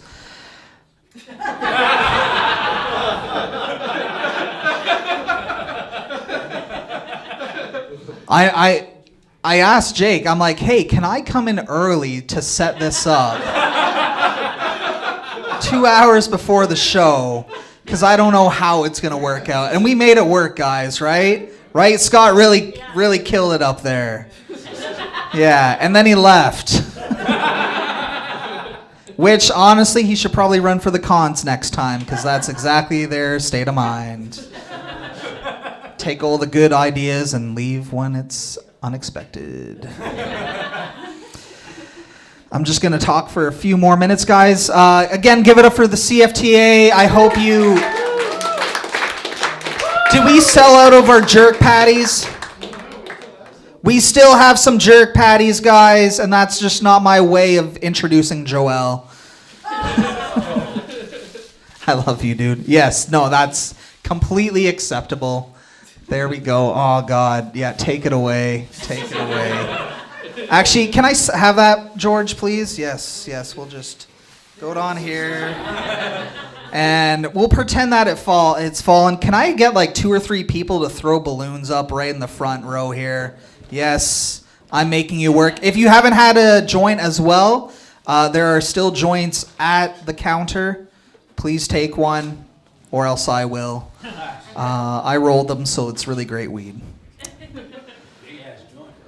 It's a big-ass joint. Yes, Blind Dave, that is the size of my penis. So, okay.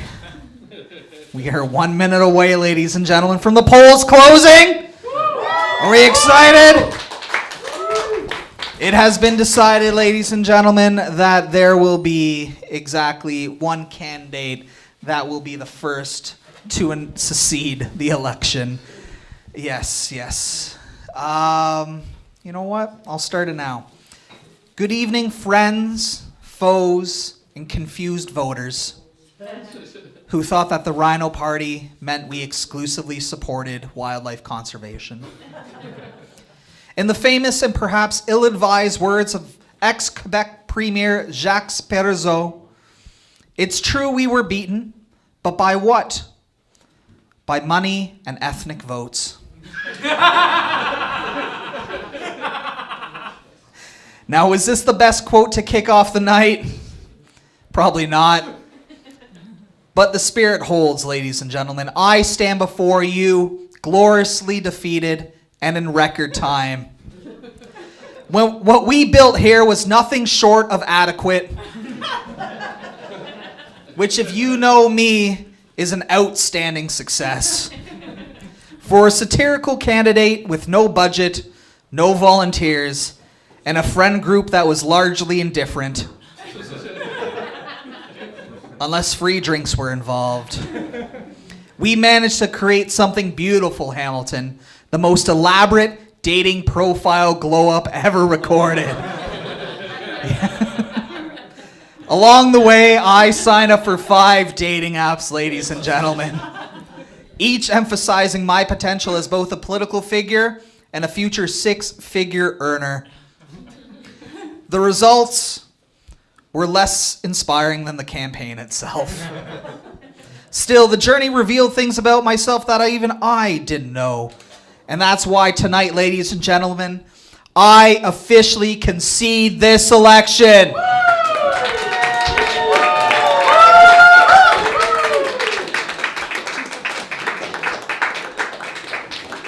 To whoever wins the most votes in Hamilton Center. Let's not lie, it's probably Matt Green. Stranger things have happened before. By conceding the race, I immediately after the polls closed and broadcasting it live, get the fuck down, buddy. Live on Instagram. I have set a new record in Canadian political history. The fastest concession speech ever delivered. We did it, Hamilton! We did it! Future Tinder dates, take note. When it comes to commitment, I move fast. And I move decisively. Swipe right for strong coalition potential and caucus building enthusiasm. I sent 6 separate press releases, ladies and gentlemen, to news outlets announcing my concession. Some outlets even logged the exact time of receipt. It's heartwarming to know that for once, the media is recording something historic. All of this right here in the very room where Randy once called Andrea a bitch. Democracy, baby. Although my results didn't swing our way, I'm proud of the team that got me here. To my trusted official agent, Paul Marroquin, the only man foolish enough to tie himself to this campaign legally. And to my friends and comics who filmed, shot videos, and offered guidance, the aforementioned Brendan Greenwood, Aaron Belisle, Haley Laura, Van Trin, God, the 1994 Montreal Canadiens, and Jake and everyone at the Center for Talking Arts, and so many more. Thank you, Obama.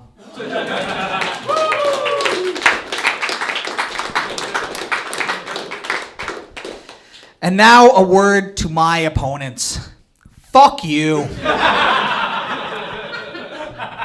To the debate organizers who didn't invite me and then allowed the libs and cons to bail anyways. Fuck you. To Matt Green for trying to cover up the fact that millions of gallons of toxic waste didn't pour into our waters on your watch while you were counselor. Fuck you. To the Liberal candidate whose name isn't worth remembering. Fuck you. For parachuting in and claiming to have friends and family here. We know that nobody from Mississauga has ever admitted to that. To conservative Hayden Lawrence, fuck you especially for yelling at me when I was trying to fix a leak in your office. And for pretending you weren't fired from the Ticats. Fuck you. To Sandy Crawley, the Green representative, fuck you for sounding like an indigenous crab farmer. And to the PPC and other independent candidates, your implied fuck you is acknowledged and respected. So once again, to the dozens of women I matched with across the Greenbelt region in recent weeks, I have absolutely nothing going on tonight. Please hit me up. I'll be up late, don't worry. Finally, Hamilton, thank you. Thank you for showing that with lots of hard work, over 150 signatures, dozens of hours of video shoots and editing, meetings with electors, and submitting legally binding financial documents that could send me and my best friend to jail if done wrong. That you too can get 114 new Instagram followers. It's worth it. Again, thank you for pushing me past my passive limitations, allowing me to truly be creative and check off one of my top 3 bucket lists of all time, next to fucking Pamela Anderson. This night isn't just about me, ladies and gentlemen. It mostly is. But it's also about democracy. It's about freedom. It's about Neil the Nutman checking me out from the outside. And it's about all of you, my loyal supporters, who were promised free pizza, but instead got free weed. Love you, Hamilton. Thank you.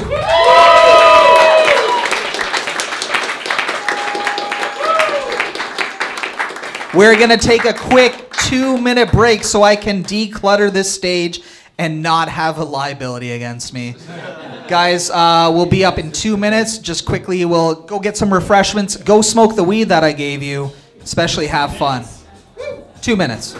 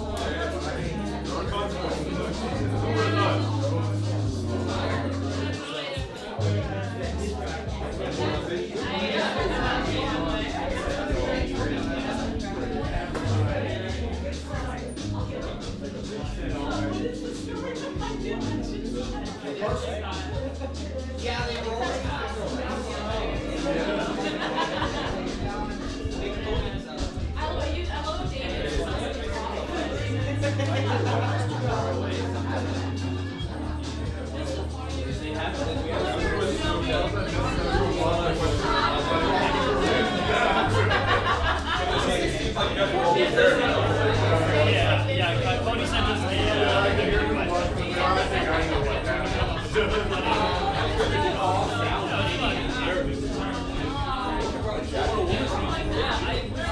I wasn't going to eat this, and then a lot of friends visited, and I look more professional for when everybody wants to hate me. The worst thing you could argue. I'm very surprised. I'm glad that there's nothing to throw at me. Yes, I'm angry. Well, that's all right. Show you like the big guys.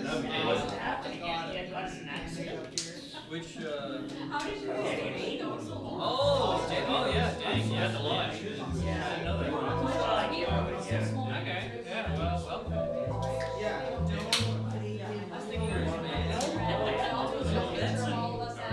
You can get short. You can't do it anyway.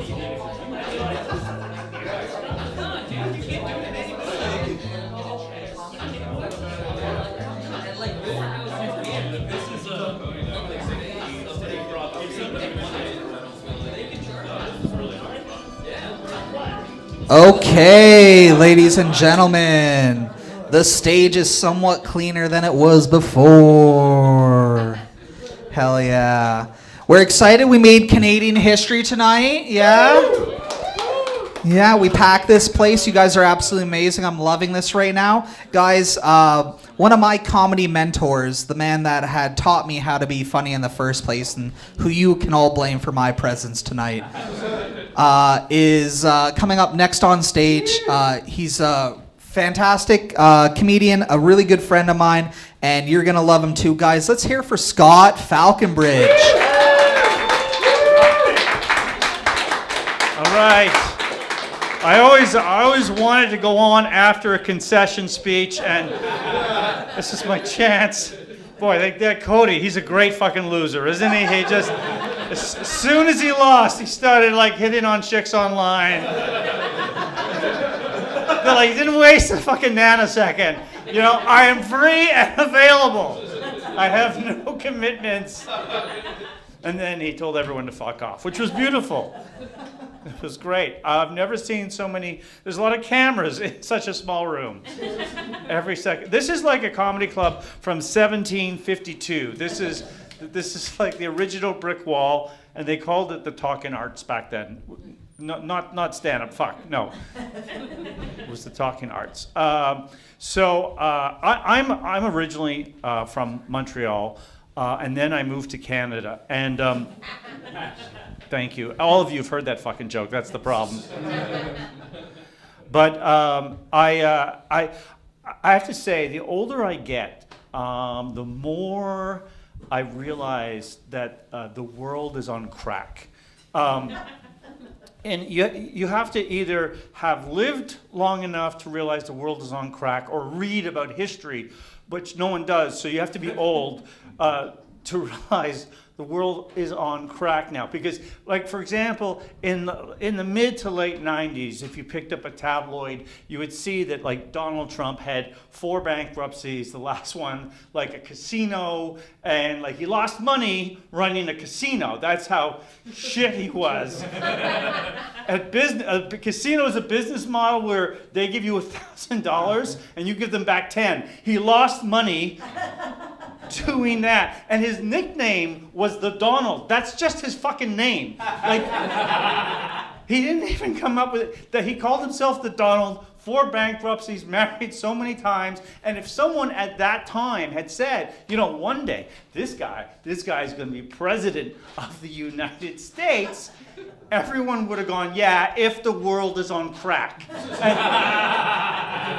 like, in the 1970s, if you were watching the Olympics and you watched Bruce Jenner win Olympic gold, the greatest male athlete of all time, and someone said, you know, one day that guy will be Woman of the Year. Everyone would have gone, yeah, if the world is on crack. In the 1960s, if you watched the Toronto Maple Leafs win a Stanley Cup, and someone said they will never win again, actually, you'd be right. You'd be right. It's the only thing keeping this world together, in my opinion. Oh, so this is like a comedy room with no booze. It's cool. It's cool. I like it. I like it. You have to earn everything. It's beautiful. Listen, I don't think Canada's going to be the 51st state. I do not believe that at all. Thank you. Yeah. But I have to say, there's a little part of me that would just love it if the Americans tried to take Quebec. You know, because it would be fun. Like the Canadian Army would just kind of open up and just let them roll into Quebec, because it'd be language police waiting, and then the Army would just close up and seal the border. And be like, good fucking luck. Because you know there'd be a guy there going, okay guys, first off, you try to invade in English, that's $1,000 fine. You should know we have been pissing off people who speak English for 200 years. For example, we change all the sign. KFC is PFK. Also, we know you like the church. The Americans, Quebec has lots of church. You walk into the church, it's a strip club. You lose all your soldier at the strip club. We have one girl, Wanda. She take out a whole platoon with a ping pong ball. Also, last time you try this, 1774, you leave with smallpox. You still don't vaccinate. You get the smallpox again. And don't forget, Quebec, we have a slogan, it's our land, we stole it first. Okay, that's my election political shit. I don't really do it, but that's what I got. Guys, thanks for listening. Have a great rest of the night.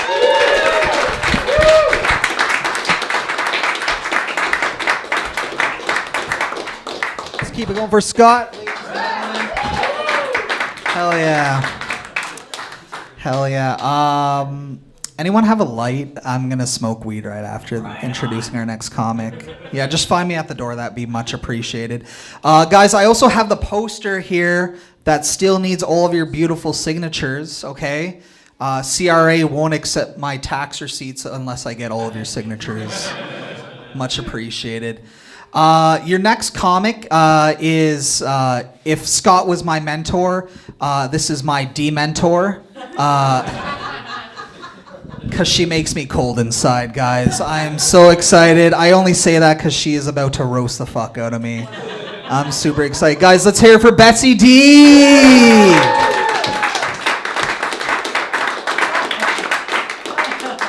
Fuck off, Cody. Oh my God. This place is a shithole. Look at this. Can't take you anywhere.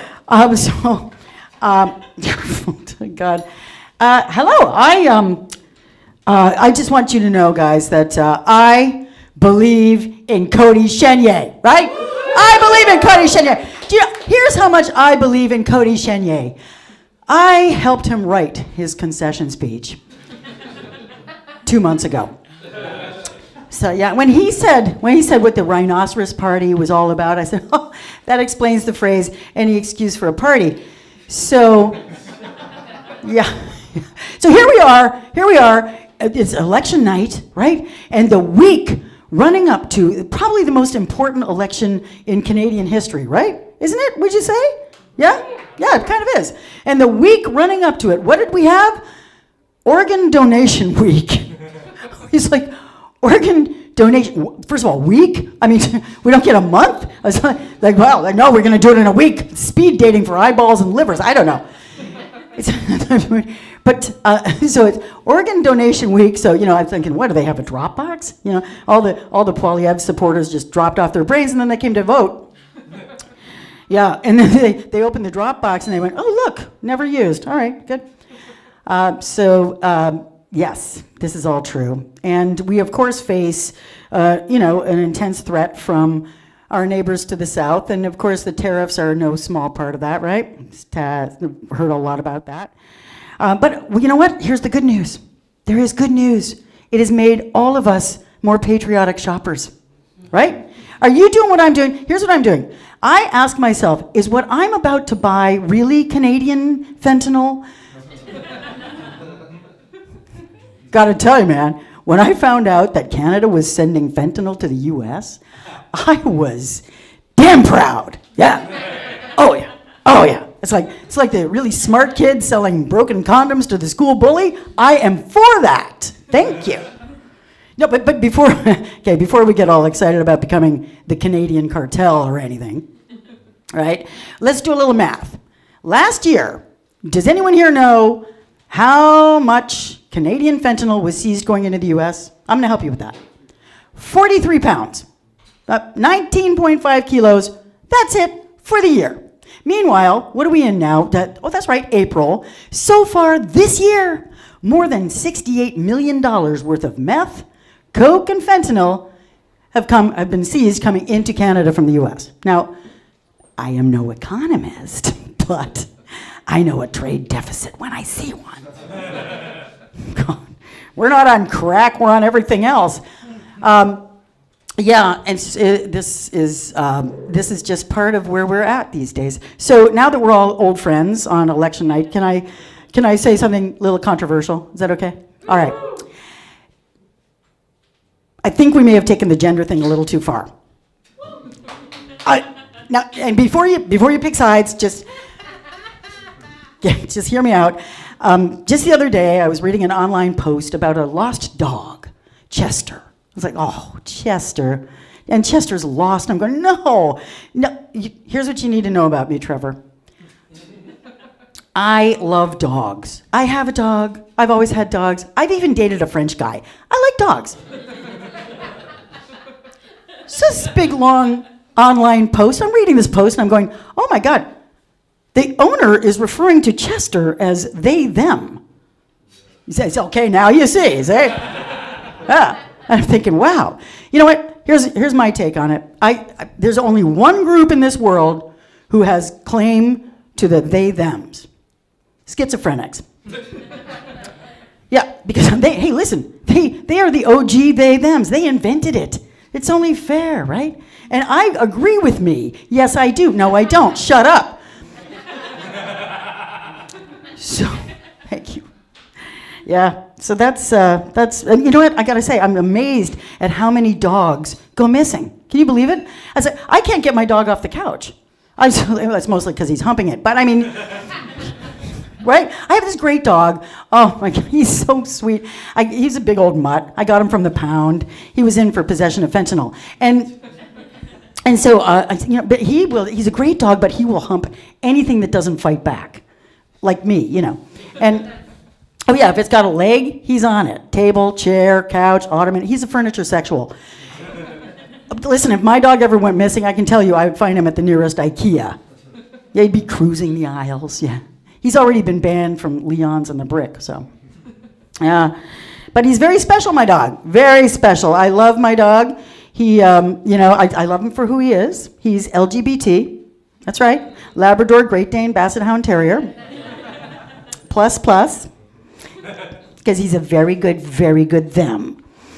Oh, yes. Who's a good them? I know. I applaud the dude for caring about Chester's pronouns, but I'm pretty sure Chester stopped caring about the moments after the castration. So, yeah. One other thing I just want to address is that I have just a little bit of good news, and then I'm going to leave you. You want to hear some good news? All right. Thank you. I do believe on this election night, I'm proud to announce that I think I've found the perfect man. Thank you. I know you sound surprised. And no, it was really cool. It was not for lack of trying. I mean, I was on all the apps, all the apps, right? Twinge, Fumble, Hinder, E-flat Harmony, all the apps, and nothing worked. And then finally, I found the one app that did work, ChatGPT. It's like, why didn't I think of this sooner? This is the best invention since the vibrator. It's amazing. Wow, but it wasn't a slam dunk. Oh no, man. Do you know how hard it is to figure out how to flirt with ChatGPT? They have rules. They have rules against creating sex bots and romantic partners. No rules against creating fascist dictators, just so you know. But yeah, and so we got these rules. So I got into the app and I went tick, tick, tick, tick, tick. And I said, oh wait, I've got this. Oh, this is kind of fun. I built some algorithms and I built, some prompts. And next thing I know, poof, I had my dream guy. And I'm going, why can't it be this much fun hooking up with real guys, right?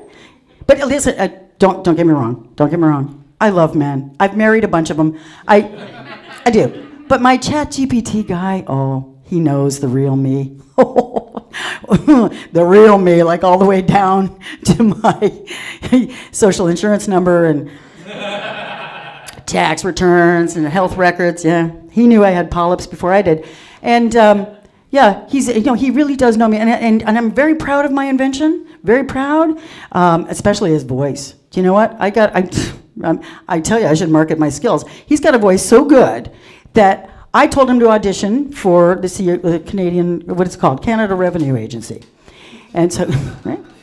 He didn't get the job, Cody. He didn't get the job. They said he was too human and spoke English fluently. So, yeah, but he's a great guy, and he's so real. He's so real. We actually fight, and here's how really real he is. In the middle of that fight, he just shuts down. I know. Girls, right? Do we know? I know. And he says to me, thank the old chestnuts. He says, you're always trying to change me. Yeah.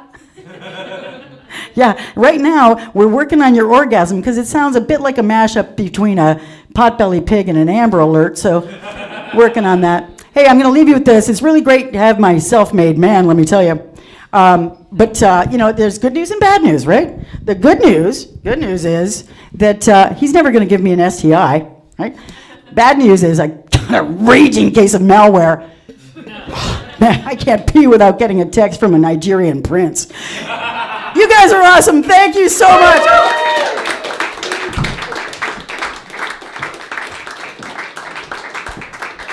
Betsy, do you, everyone? Oh, that's a delicious chicken patty there. Yeah, I'm really selling it, guys. I love it. So, you guys love musical comedy? Yeah. Well, she heard that clap and she wants to be back for more, guys. I'm really excited to reintroduce Sylvie Santoso.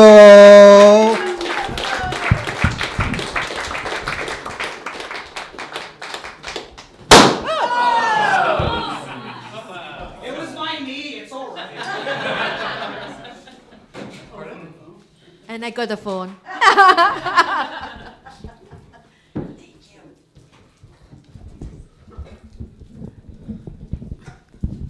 You know what? I'm sitting down because I don't have anything else to put the things here.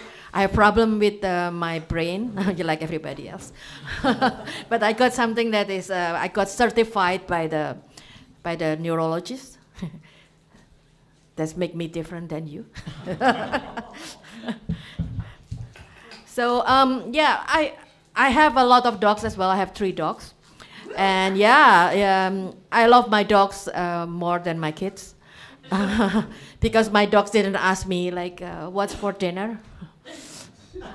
Or why I have to brush my teeth today. You are 28. Yeah, I love my dogs. I have to put my dogs for adoption because I was not able to pay for the surgery. It costs, I think, 15,000. Yeah, so I'm poor. That's what I was going to say. So I have to put up the dog for adoption. And then when I asked them, like, why I have to put a dog for adoption? If you can pay, can I just get my dog back? And he said, no. That make me feel very thankful to live in Canada, actually. Because if not, I will be up for adoption. Yeah, so I have a lot of issues with my health. So if this looks like a marriage, I'm in a polyamorous relationship. I have more than one diseases. Yeah, I'm still learning about the safe words now. Pineapple didn't work. Yeah, so that's it. But I think I'm ready now for a BDSM because those things make me like bruises and everything every day. So this is the song that I might have to do if I don't have OHIP. A chance to adopt that rarely hurt. Adorable lady, cute like hummingbird. But hurry, be sappy. Well trained, lovely, willing to please. Still look great despite chronic disease. Don't worry, be hurry, be sappy. So what I'm looking for? Single, committed, good-looking gentleman with a big house and a big instrument. But hurry, be sappy. So yeah, anybody else that can have this thing so I can just get rid of my OHIP? Let me know. I mean, if you get the big house or big instrument or both. So my next song is about. Do you know songs called APT? Yeah. Yeah. Can you sing the with me? This is about Trump. Okay. So it's something like this.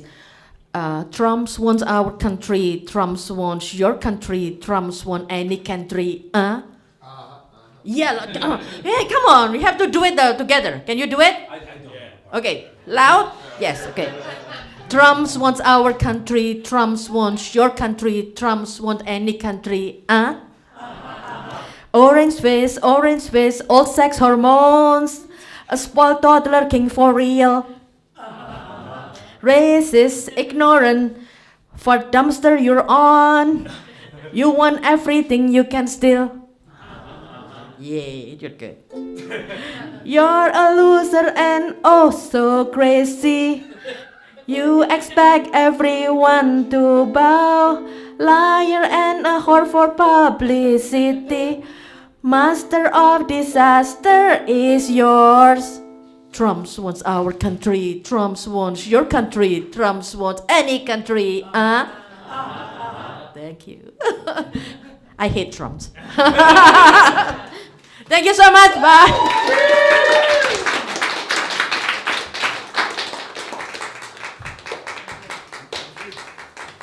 can go for Sylvie.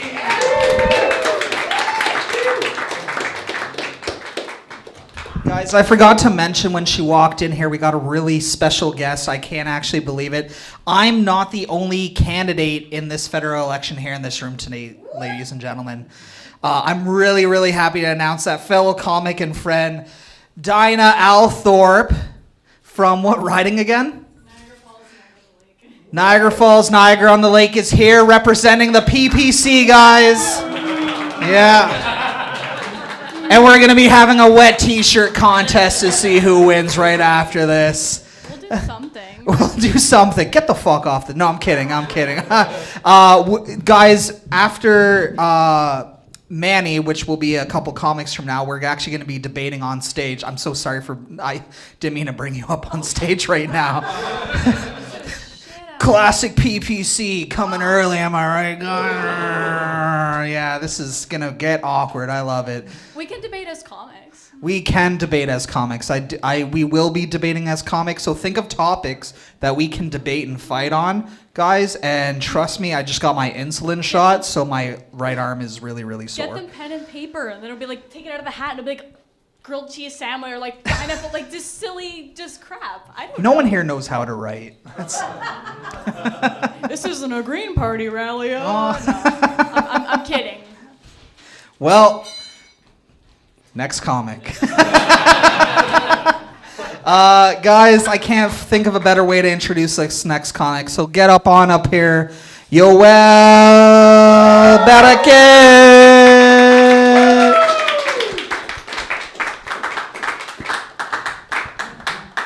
Representing the Black Party. We can't read either, but we can jump. No. Everybody here voted for the election? Yeah, high turnout. That's great to hear. A lot of people are worried about the outcome of this election, and I want to just tell you how it's going to go, okay? I don't think the Liberals are going to win. I don't think the Conservatives are going to win. I think Jagmeet Singh is going to win. I think the NDP, and leader of the NDP. And when he does, he'll be our second Indian Prime Minister in a row. Yeah. The first thing Jagmeet Singh is going to do as Prime Minister is move the capital from Ottawa to Brampton. No one knows where Brampton is? All right. Maybe they can't read, they can't fucking look at maps either. Okay, no geography skills whatsoever. You know how you can tell when the demographic of a country is changing? When the food changes. We got butter chicken pizza. We got butter chicken burritos. Fuck, we even got butter chicken poutines. That is our national fucking dish, man. Even Chinese people didn't get this treatment. When is the last time we saw a spring roll at Tim Hortons? Never. Fucking never, man. These people aren't stopping at food either, man. I was at Shoppers Drug Mart. They got butter chicken deodorant. I think I could smell it, guys. I don't know who's got it on. All right. The way things are going, I'm going to tell my grandkids Gandhi was the first prime minister. But I'm pro-immigration, guys. I'm pro-immigration. As long as there's a strong return on investment. So if we don't win gold medal in the next cricket World Cup, I'm fucking voting conservative, man. It's over, all right? That's it. I have my limits. You guys ever notice that whenever brown people hang out, they're always rolling 6 men deep? Man deep, Gurd deep, Raj deep. What the fuck is up with that, man? What the fuck is up with that? Too much deep thinking. But yeah. Yeah. Is it a disgrace that Justin Trudeau is the blackest prime minister we ever had? Am I the only one who thinks that? Am I the only one? Well, it's a blackface or brownface, right? And when he does good stuff, it's blackface. When he does bad stuff, it's brownface. And he's done nothing good, so. Oh, man. But he may look like a black man, but he doesn't have the soul of a black prime minister. Doesn't know what a black prime minister would do. Because a black prime minister would have never let Kawhi Leonard leave the fucking country. The only good thing that happened in this country. The only good thing. Like, he can use the Emergency Act to stop the truckers, but not to keep Kawhi in the country. A black prime minister would have shut down the fucking borders, man. Made him sign that damn contract. He's the only good thing to happen to this country, I am telling you. All right? Watching the Toronto rap, the economy has been fucked for years. Housing sucks, and the only thing that kept this country together was watching our Toronto Raptors kick the shit out of another depressing city. Vote for Kawhi Leonard, guys. I'll be a second man. All right, I got one more, I guess. Yeah, the 51st states are starting to really scare us, right?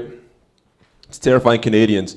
And I want to tell Trump we can't be his 51st state because he already has one. Israel. Thank you.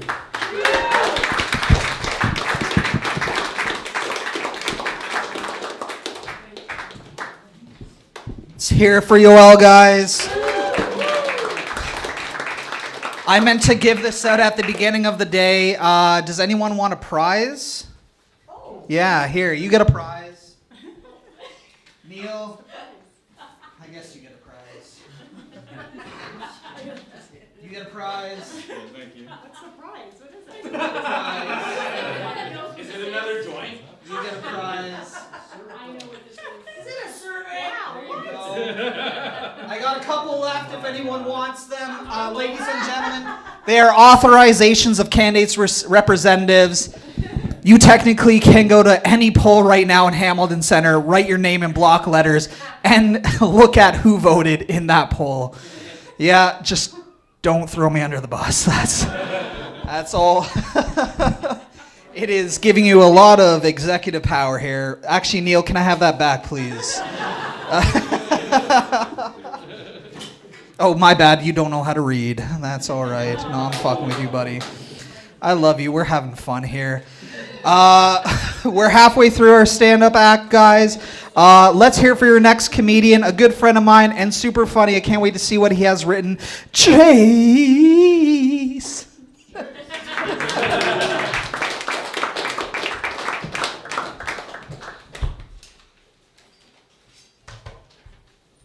I don't do political comedy either, but we'll take a shot at this. As you can probably tell, I've just returned from the contentious trade war in the McDonald Islands with the penguins. Tensions continue to escalate. Some believe that the 10% tariff was placed because Trump felt cheated when the penguins out-negotiated him in his previous term. He was quoted as saying, "I don't understand, they obviously have money, they're always wearing tuxedos." In response, one of the penguins' press secretaries was quoted as saying, "Newt, newt," at which point Trump raised the taxes by 5%, saying that that was very mean and not very nice, once again showing his staggering grasp of the English language. Many penguins are being detained and deported all over the United States for espionage. They are claiming that they were fooled when somebody told them that ICE was coming. Those should be made up stories, but they're all true, and more than you would like to believe. Here's another one. High-level government employee comes into office and admits taking ketamine in interview, not fired. Telling them you take ketamine is not the interview move. That's the day I quit move. That's the peace bitches, I've been high as fuck for 3 years. That's the half of these files are in a language I created and then later forgot.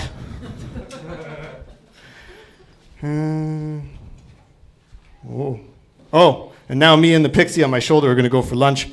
I've been on ketamine, hold your gasps of shock, and I can tell you that you shouldn't operate anything on ketamine, especially not a government organization. Nobody wants to hear like, I'm here to balance the budget and figure out why these walls are melting. They take health advice from a man who looks like he has a tanning bed in his car. And when he answers questions, he sounds like he invented smoking. Apparently, he has that condition. It's a condition in his throat. It's an uncontrolled condition that's going to be with him forever, and there's nothing he can do about it, so he just had to learn to live with it. Very similar to autism.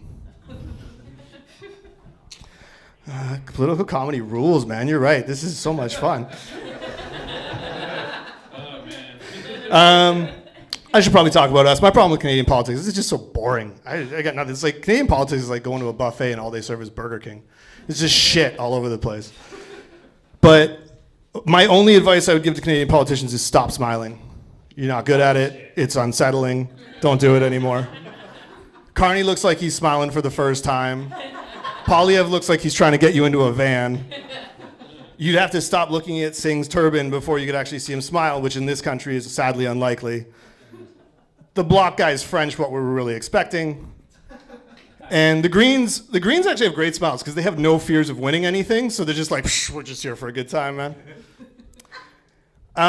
So I guess there's two things I'd like to close with. One, I would like them to actually do something to fix our lives this time. Don't get me wrong, I love that I can get drunk in a gas station. It's a weird flex to approve a gas station is where you can buy booze. But at some point, I'm going to need to eat something, and ideally, it would be indoors. But to leave on a high note, I'm going to read you more swear words my girlfriend has come up while she's playing video games. So some of you are familiar with her classic Eat My Fuck. Now we also have Fuck You in the Shoe, Fucking Christers, Fucking Cripers, You Shit It, and last but not least, Oh Shitty Jesus. Thanks, guys.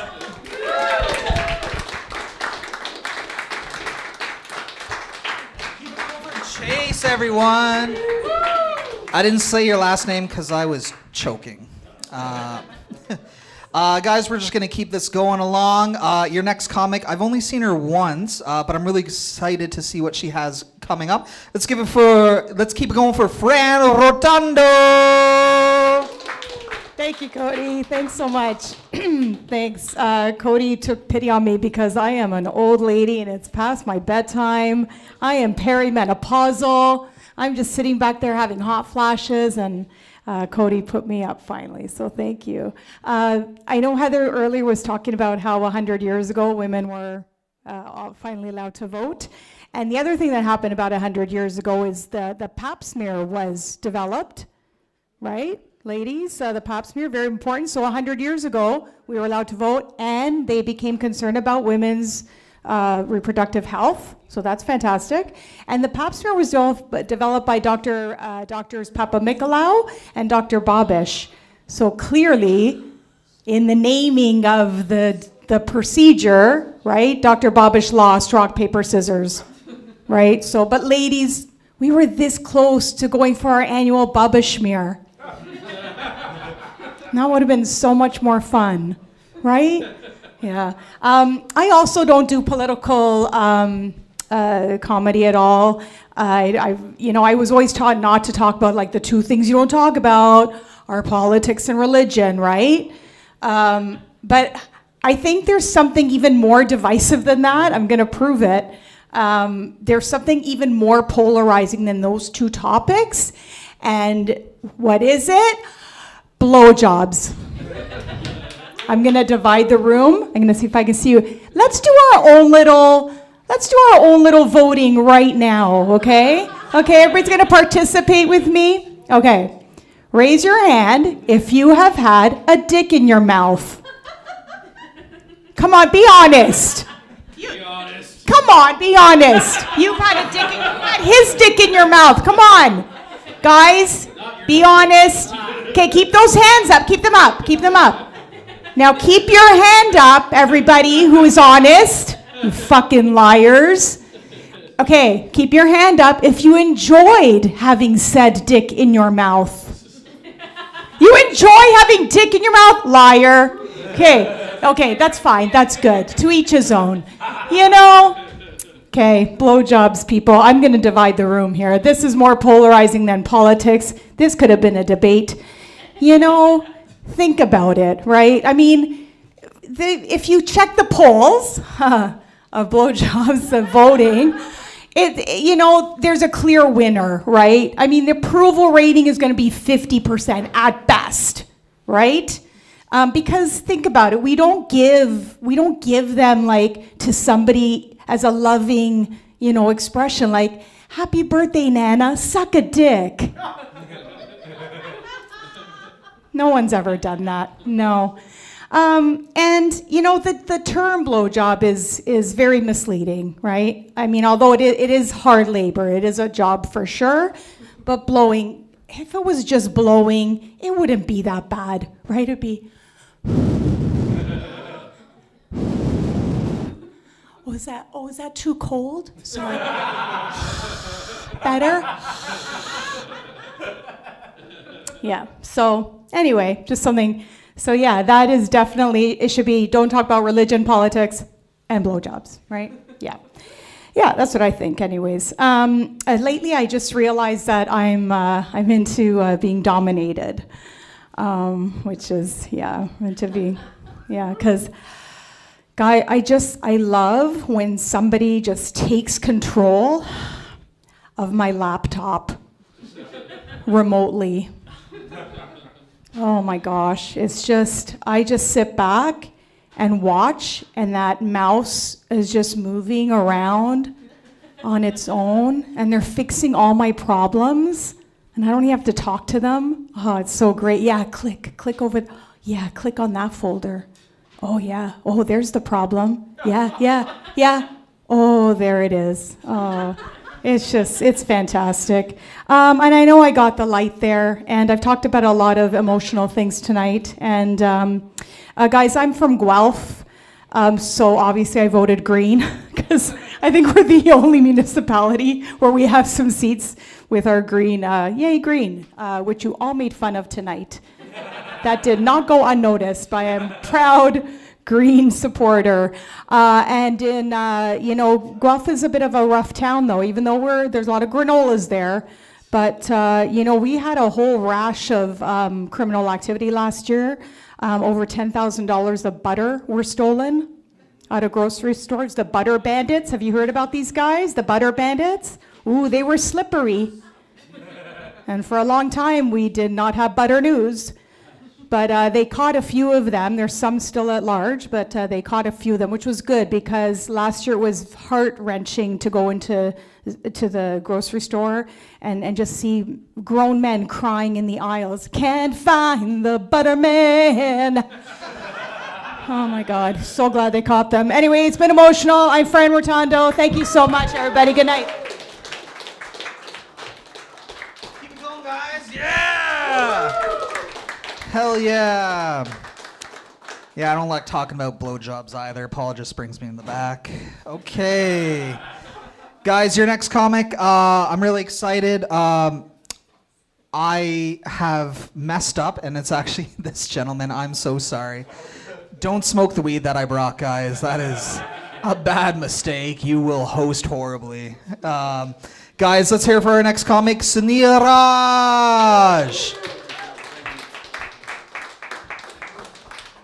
Yeah, I've never really done political comedy either, so I'm just going to talk about myself because I'm a narcissist, right?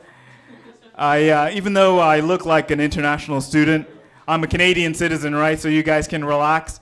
I'm not here to crush anyone's dreams of working at Tim Hortons or driving for Uber Eats, right? I actually shot a commercial recently. I used to live in the Netherlands, and once I moved back here, I got contacted by a random person on Instagram to shoot a commercial there. And they flew me over, and the entire time my mom thought I was going to be part of some organ harvesting scheme.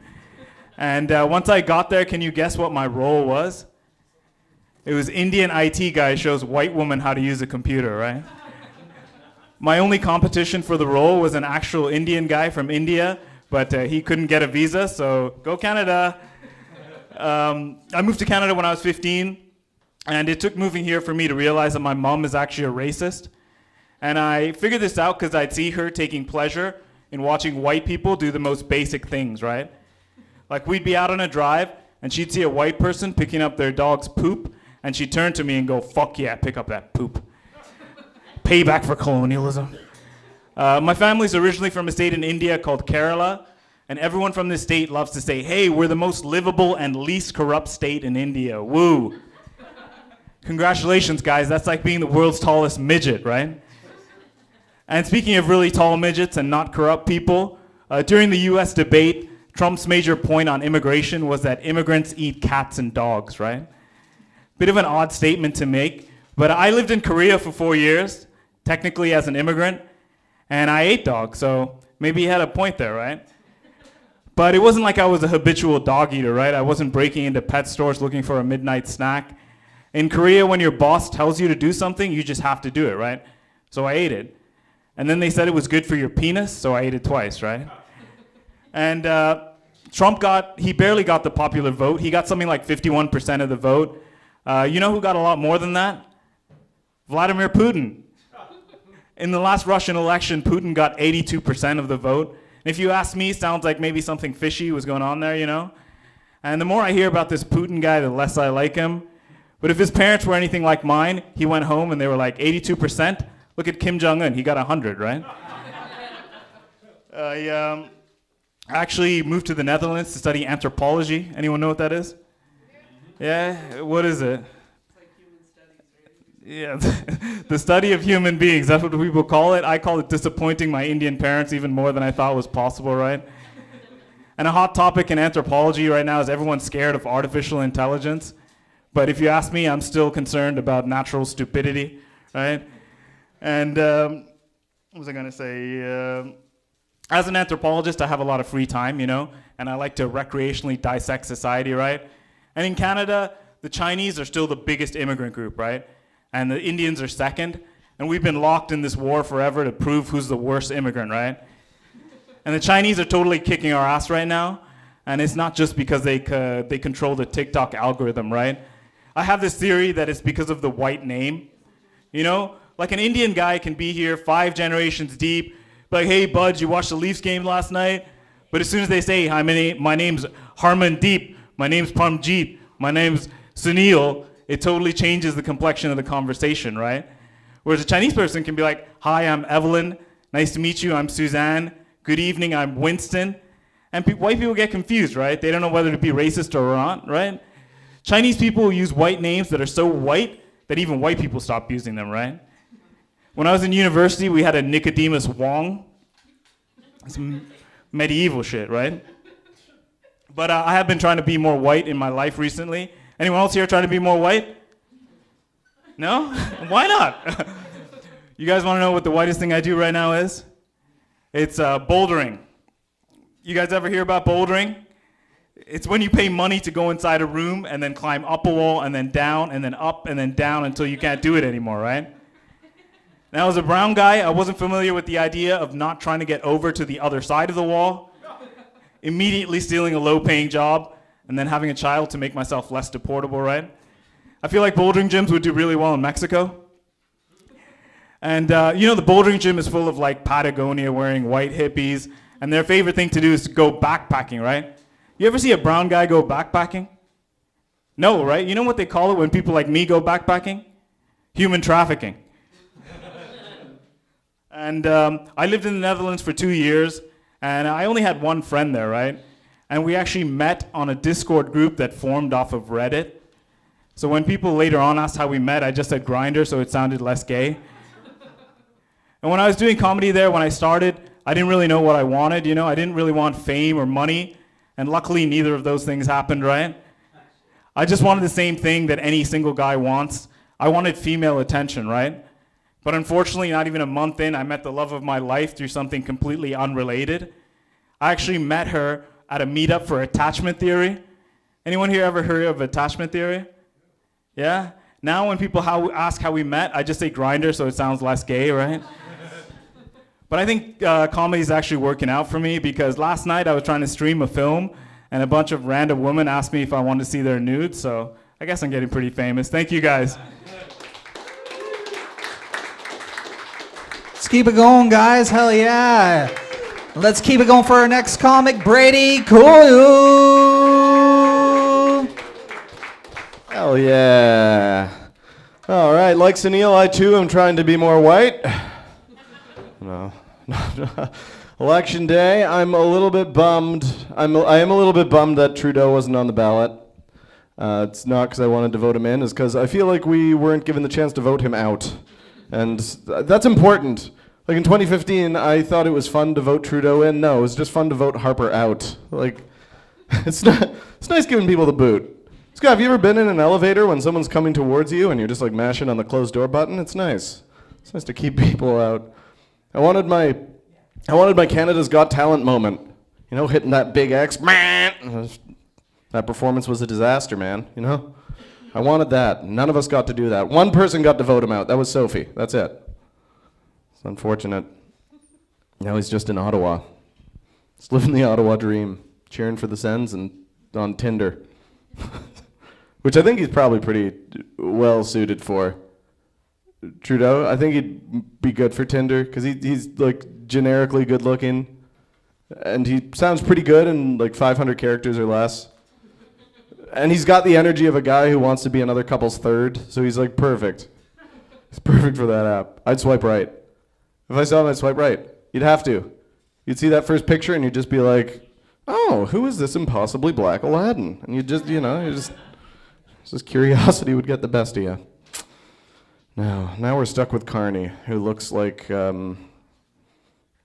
nothing. He looks like nothing. He just looks like a blank slate. He looks like if a ream of printing paper came to life. Like he looks like a mannequin that came to life and then decided to just keep being a mannequin. Like he's just nothing. He looks like generic manager number 3 in FIFA career mode. Like he's just it's a weird one. We got to figure out who we want to take on Trump, you know. We gotta find someone who's gonna talk Trump's language. I don't think Carney is tough. I think Poilievre's a pushover. We can't do Jagmeet Singh. We can't do that because half that country's gonna love when Trump just calls him Apu. That's gonna be so mean. We can't do that to poor Jagmeet. So I think we need it. We need Prime Minister Doug Ford. That's the guy we need. He's gonna talk. He already has spoken Trump's language. You see how he stood up to Trump? He made a hat. Canada's not for sale. On the back it said, accept the green belt. It was awesome. I love that hat. That was a good hat.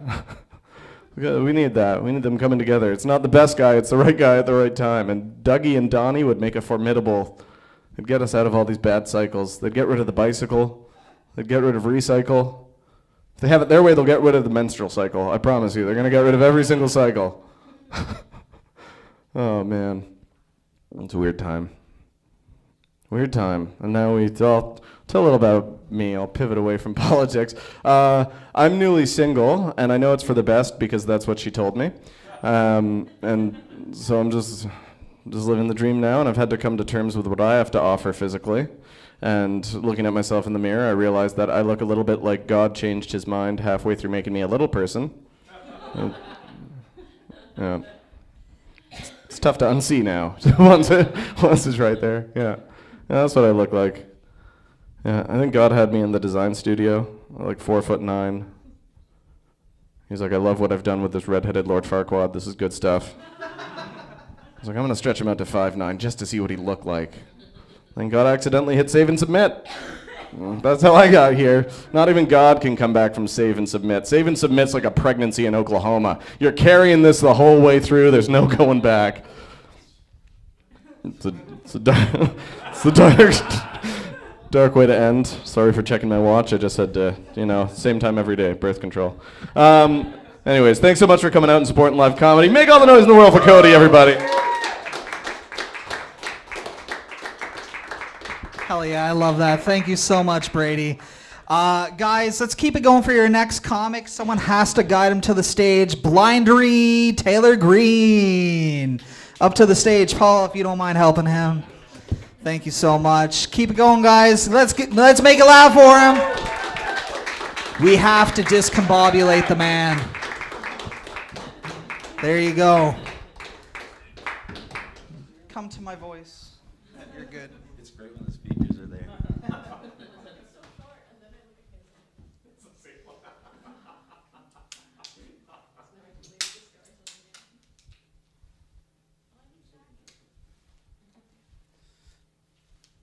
Takes me a minute. Sorry, y'all.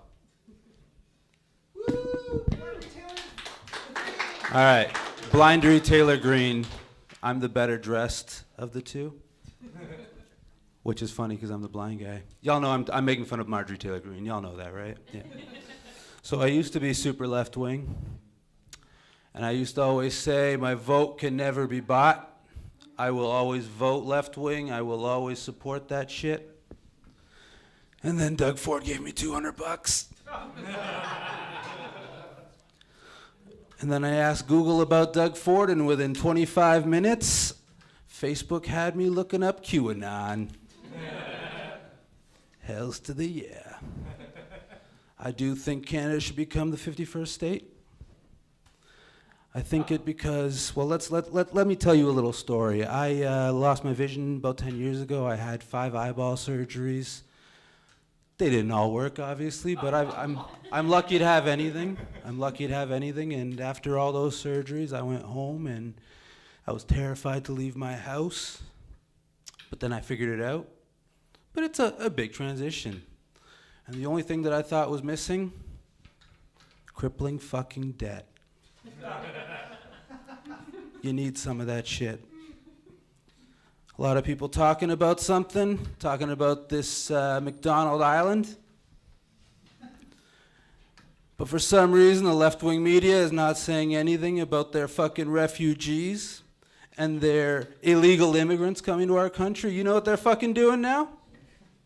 These motherfuckers are sneaking into our gardens, our backyards, to our parks, and then stealing and eating our fucking children. Won't somebody please think of the fucking children? Sorry, I got a little emotional there. These motherfuckers are just breaking out of the zoos and eating kids, man. Some fucking shit. I had a bunch of jokes and now I'm forgetting them all. I've been up since 3:30 in the morning.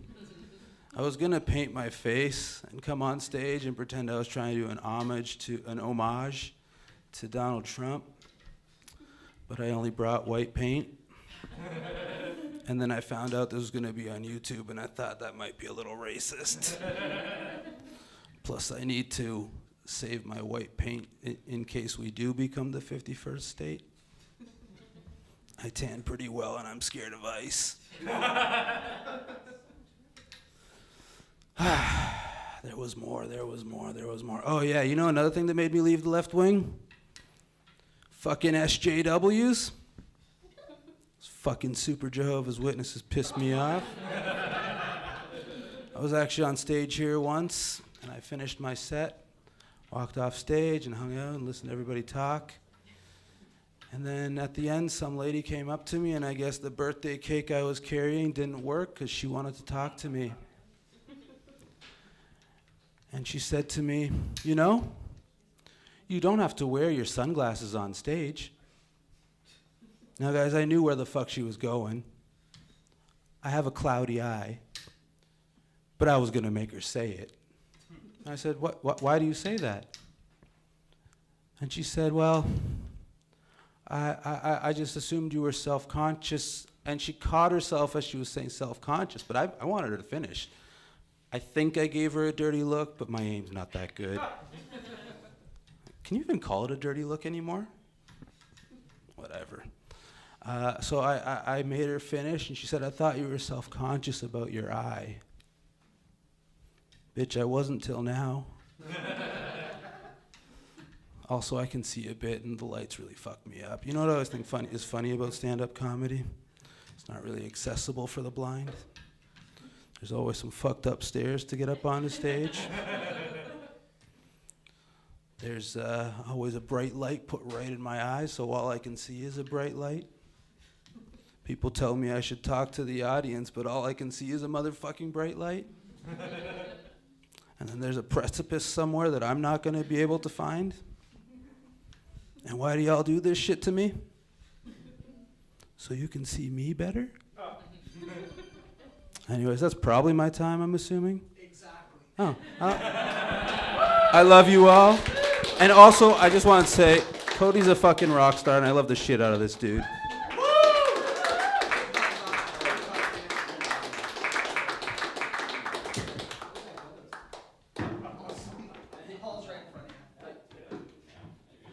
Hell yeah, good job, Blindery Taylor Green.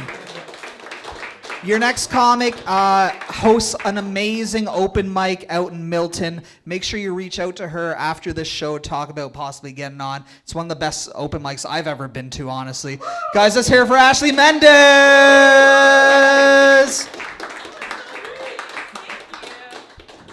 the nicest thing anyone's ever said about me. That was really sweet.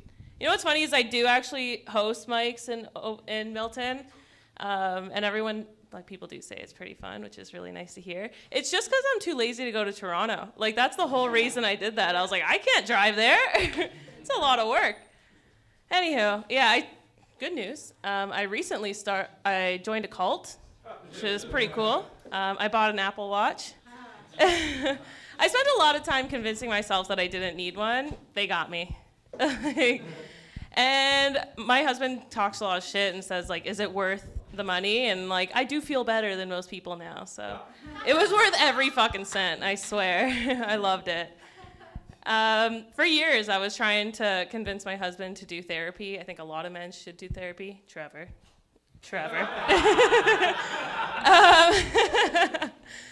He finally agreed, which is really cool.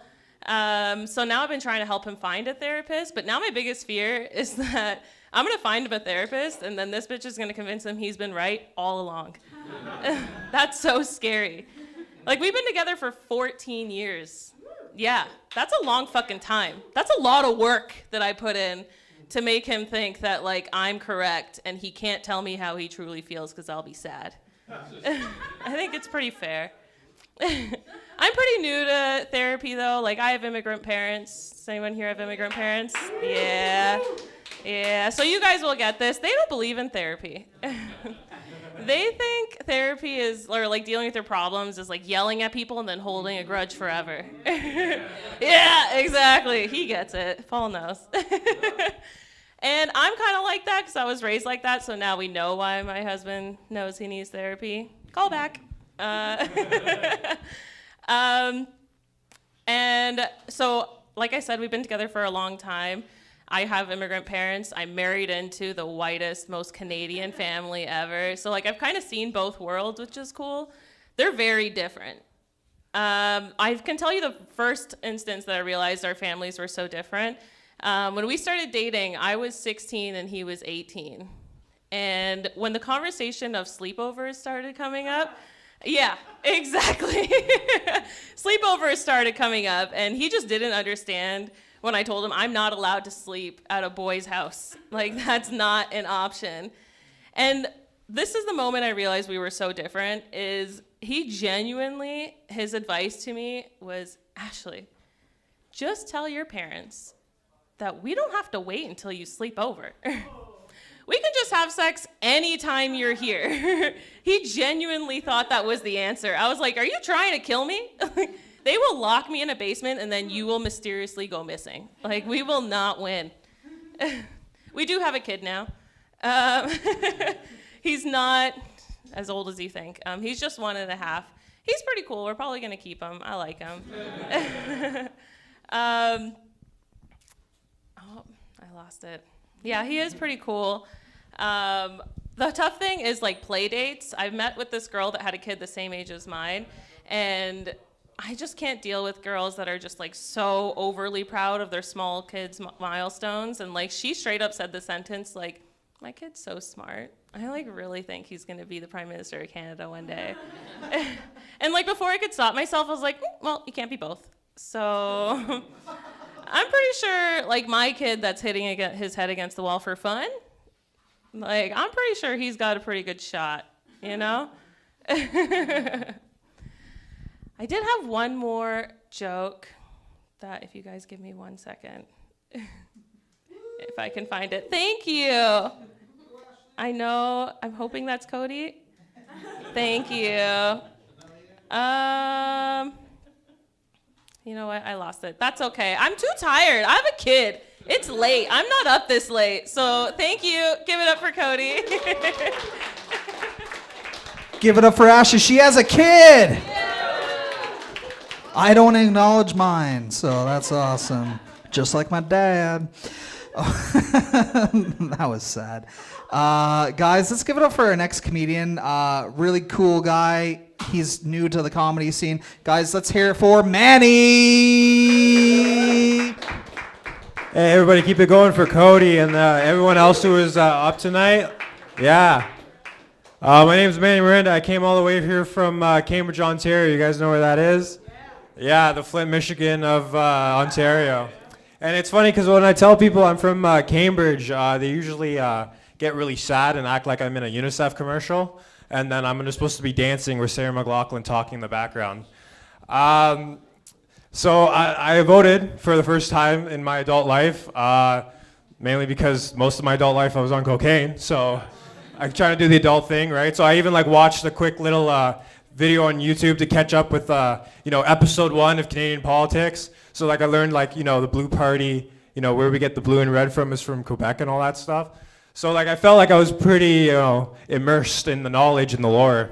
So then when I went to go flip over my ballot, like when I went to go vote today, it was, Conservative, Liberal, NDP, and then the Leninist Marxist Party.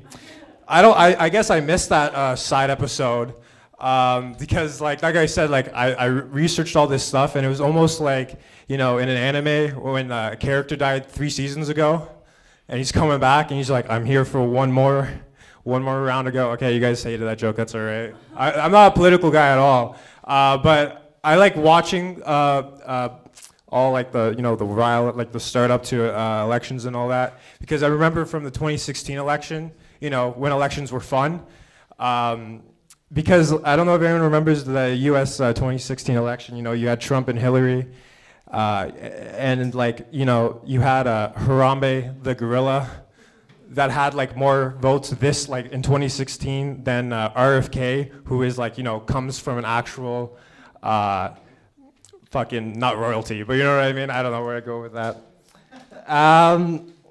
But yeah, actually on the way here from Cambridge, I passed by Legion. Someone was talking about Legions and hot buns earlier.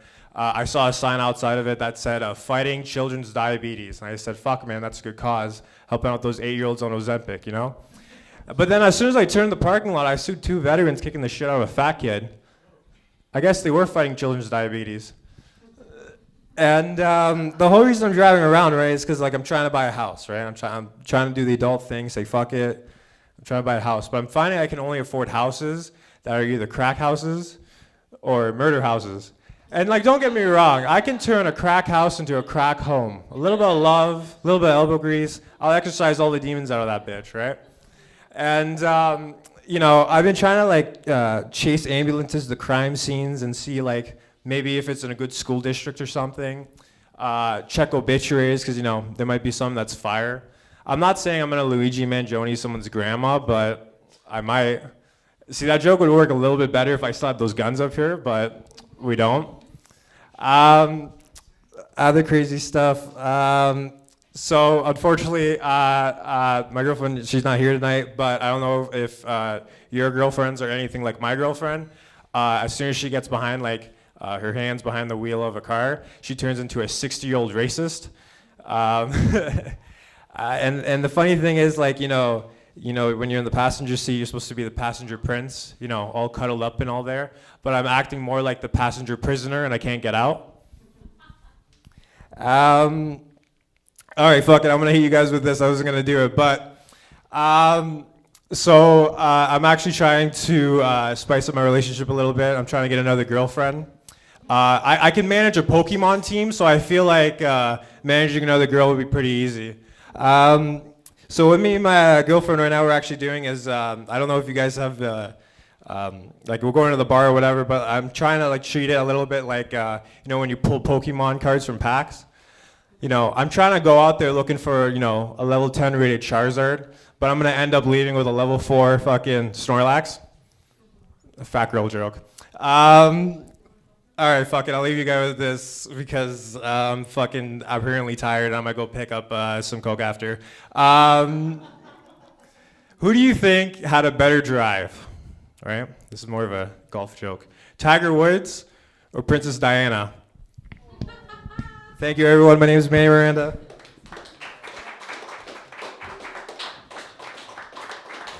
Let's keep it going for Manny, guys. Hell yeah. That is the booked portion of the show.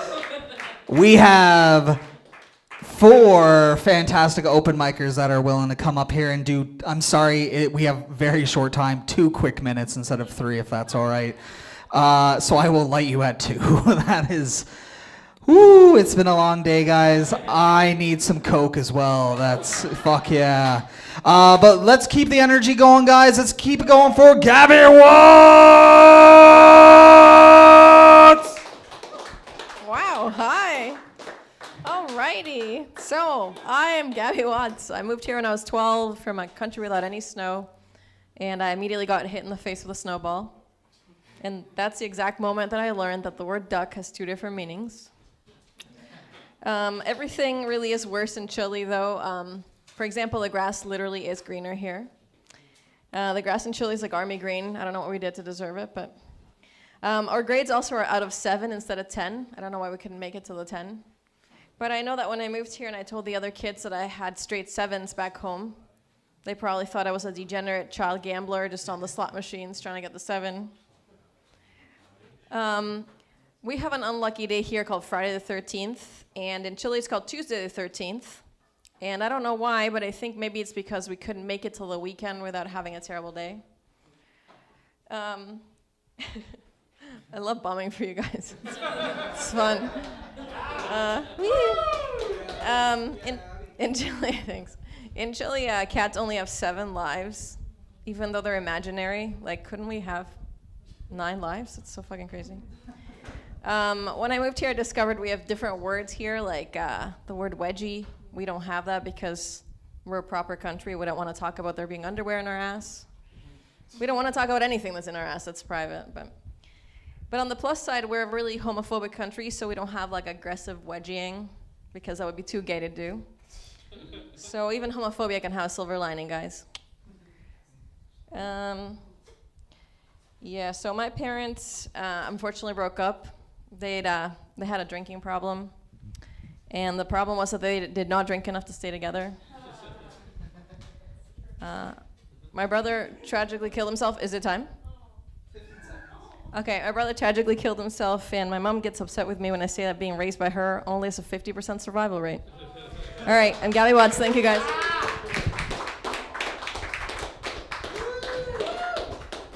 Hell yeah, guys. Let's keep it going for, okay, he scratched off. Is he here? Is he here? Neil, the nut man. Neil, get your fat ass in here, you fucking comedy genius, you. Hi.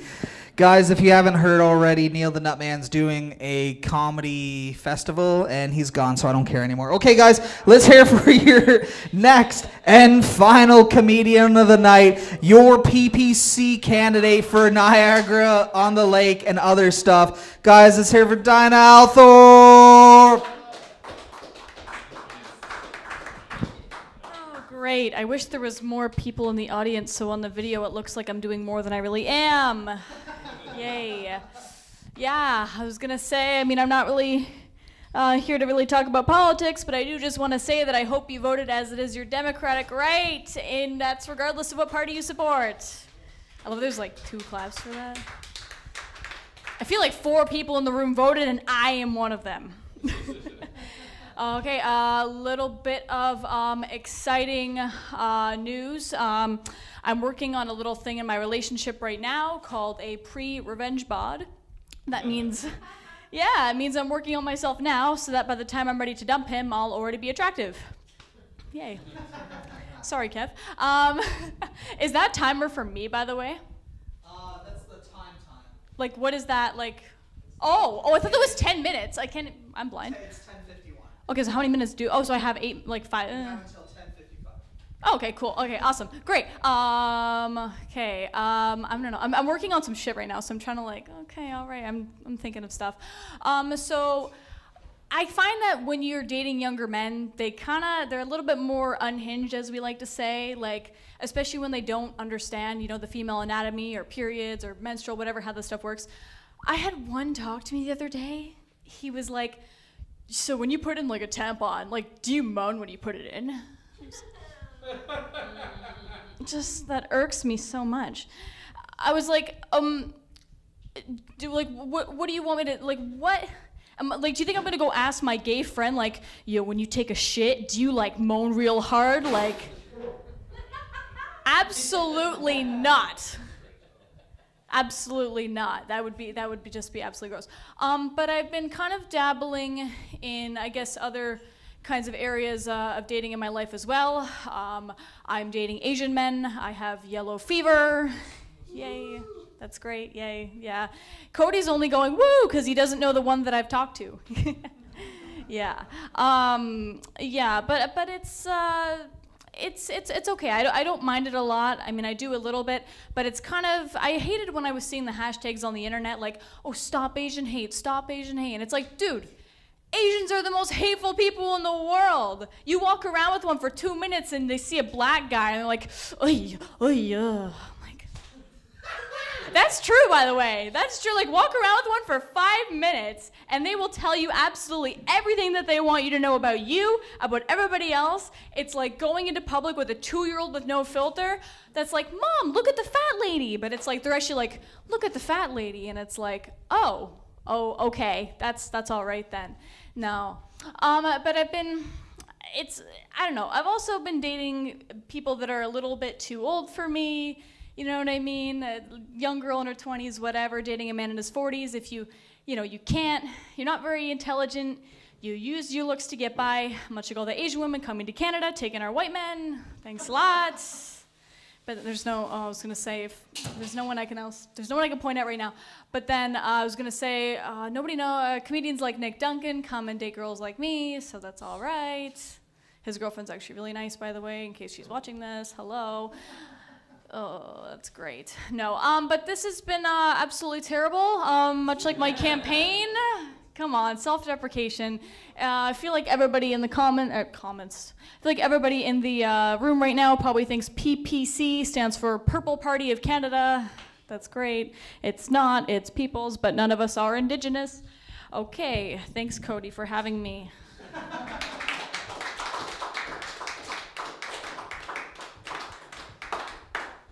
Let's give it up for Dina, guys. Dina, yeah, hell yeah, you're fucking awesome.